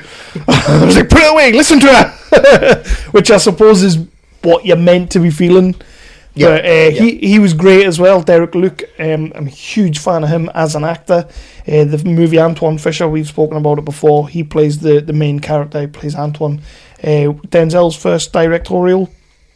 We spoke about it on like movies that make you cry. Okay. Like, because that one makes me fucking blubber. Okay, fair enough. But he's phenomenal in that. If you haven't seen Antoine Fisher, check it out. Derek Luke's fun. He's phenomenal in it. But Alex Standall, the kid with the cop dad and the bleached blonde hair, he was like Hannah's mate. And Jess's mate. Yeah. Spoiler: supposedly shot himself in the head at the end of the episode. What do you think? I can't remember that. Because the principal came in. Well, you had the end of the second last episode. You had the kid in the back of the ambulance, and he was gone gunshot victim to the head, 17-year-old. And then in the last episode, you had the bear in mind, I watched this last night, so it's still fresh. This is a few weeks ago for me. But you had the principal coming in to the classroom and saying to Derek Luke, the counsellor, he says, Alex Standall shot himself in the head. And then he kind of like, they go out the door, and then it cuts to them in the car. I'm calling bullshit, because I know we know there's a second series. Yeah. It's been renewed. There's no second book. There was never a second book written, but she's all for it. The lassie that wrote it, she's totally all for it.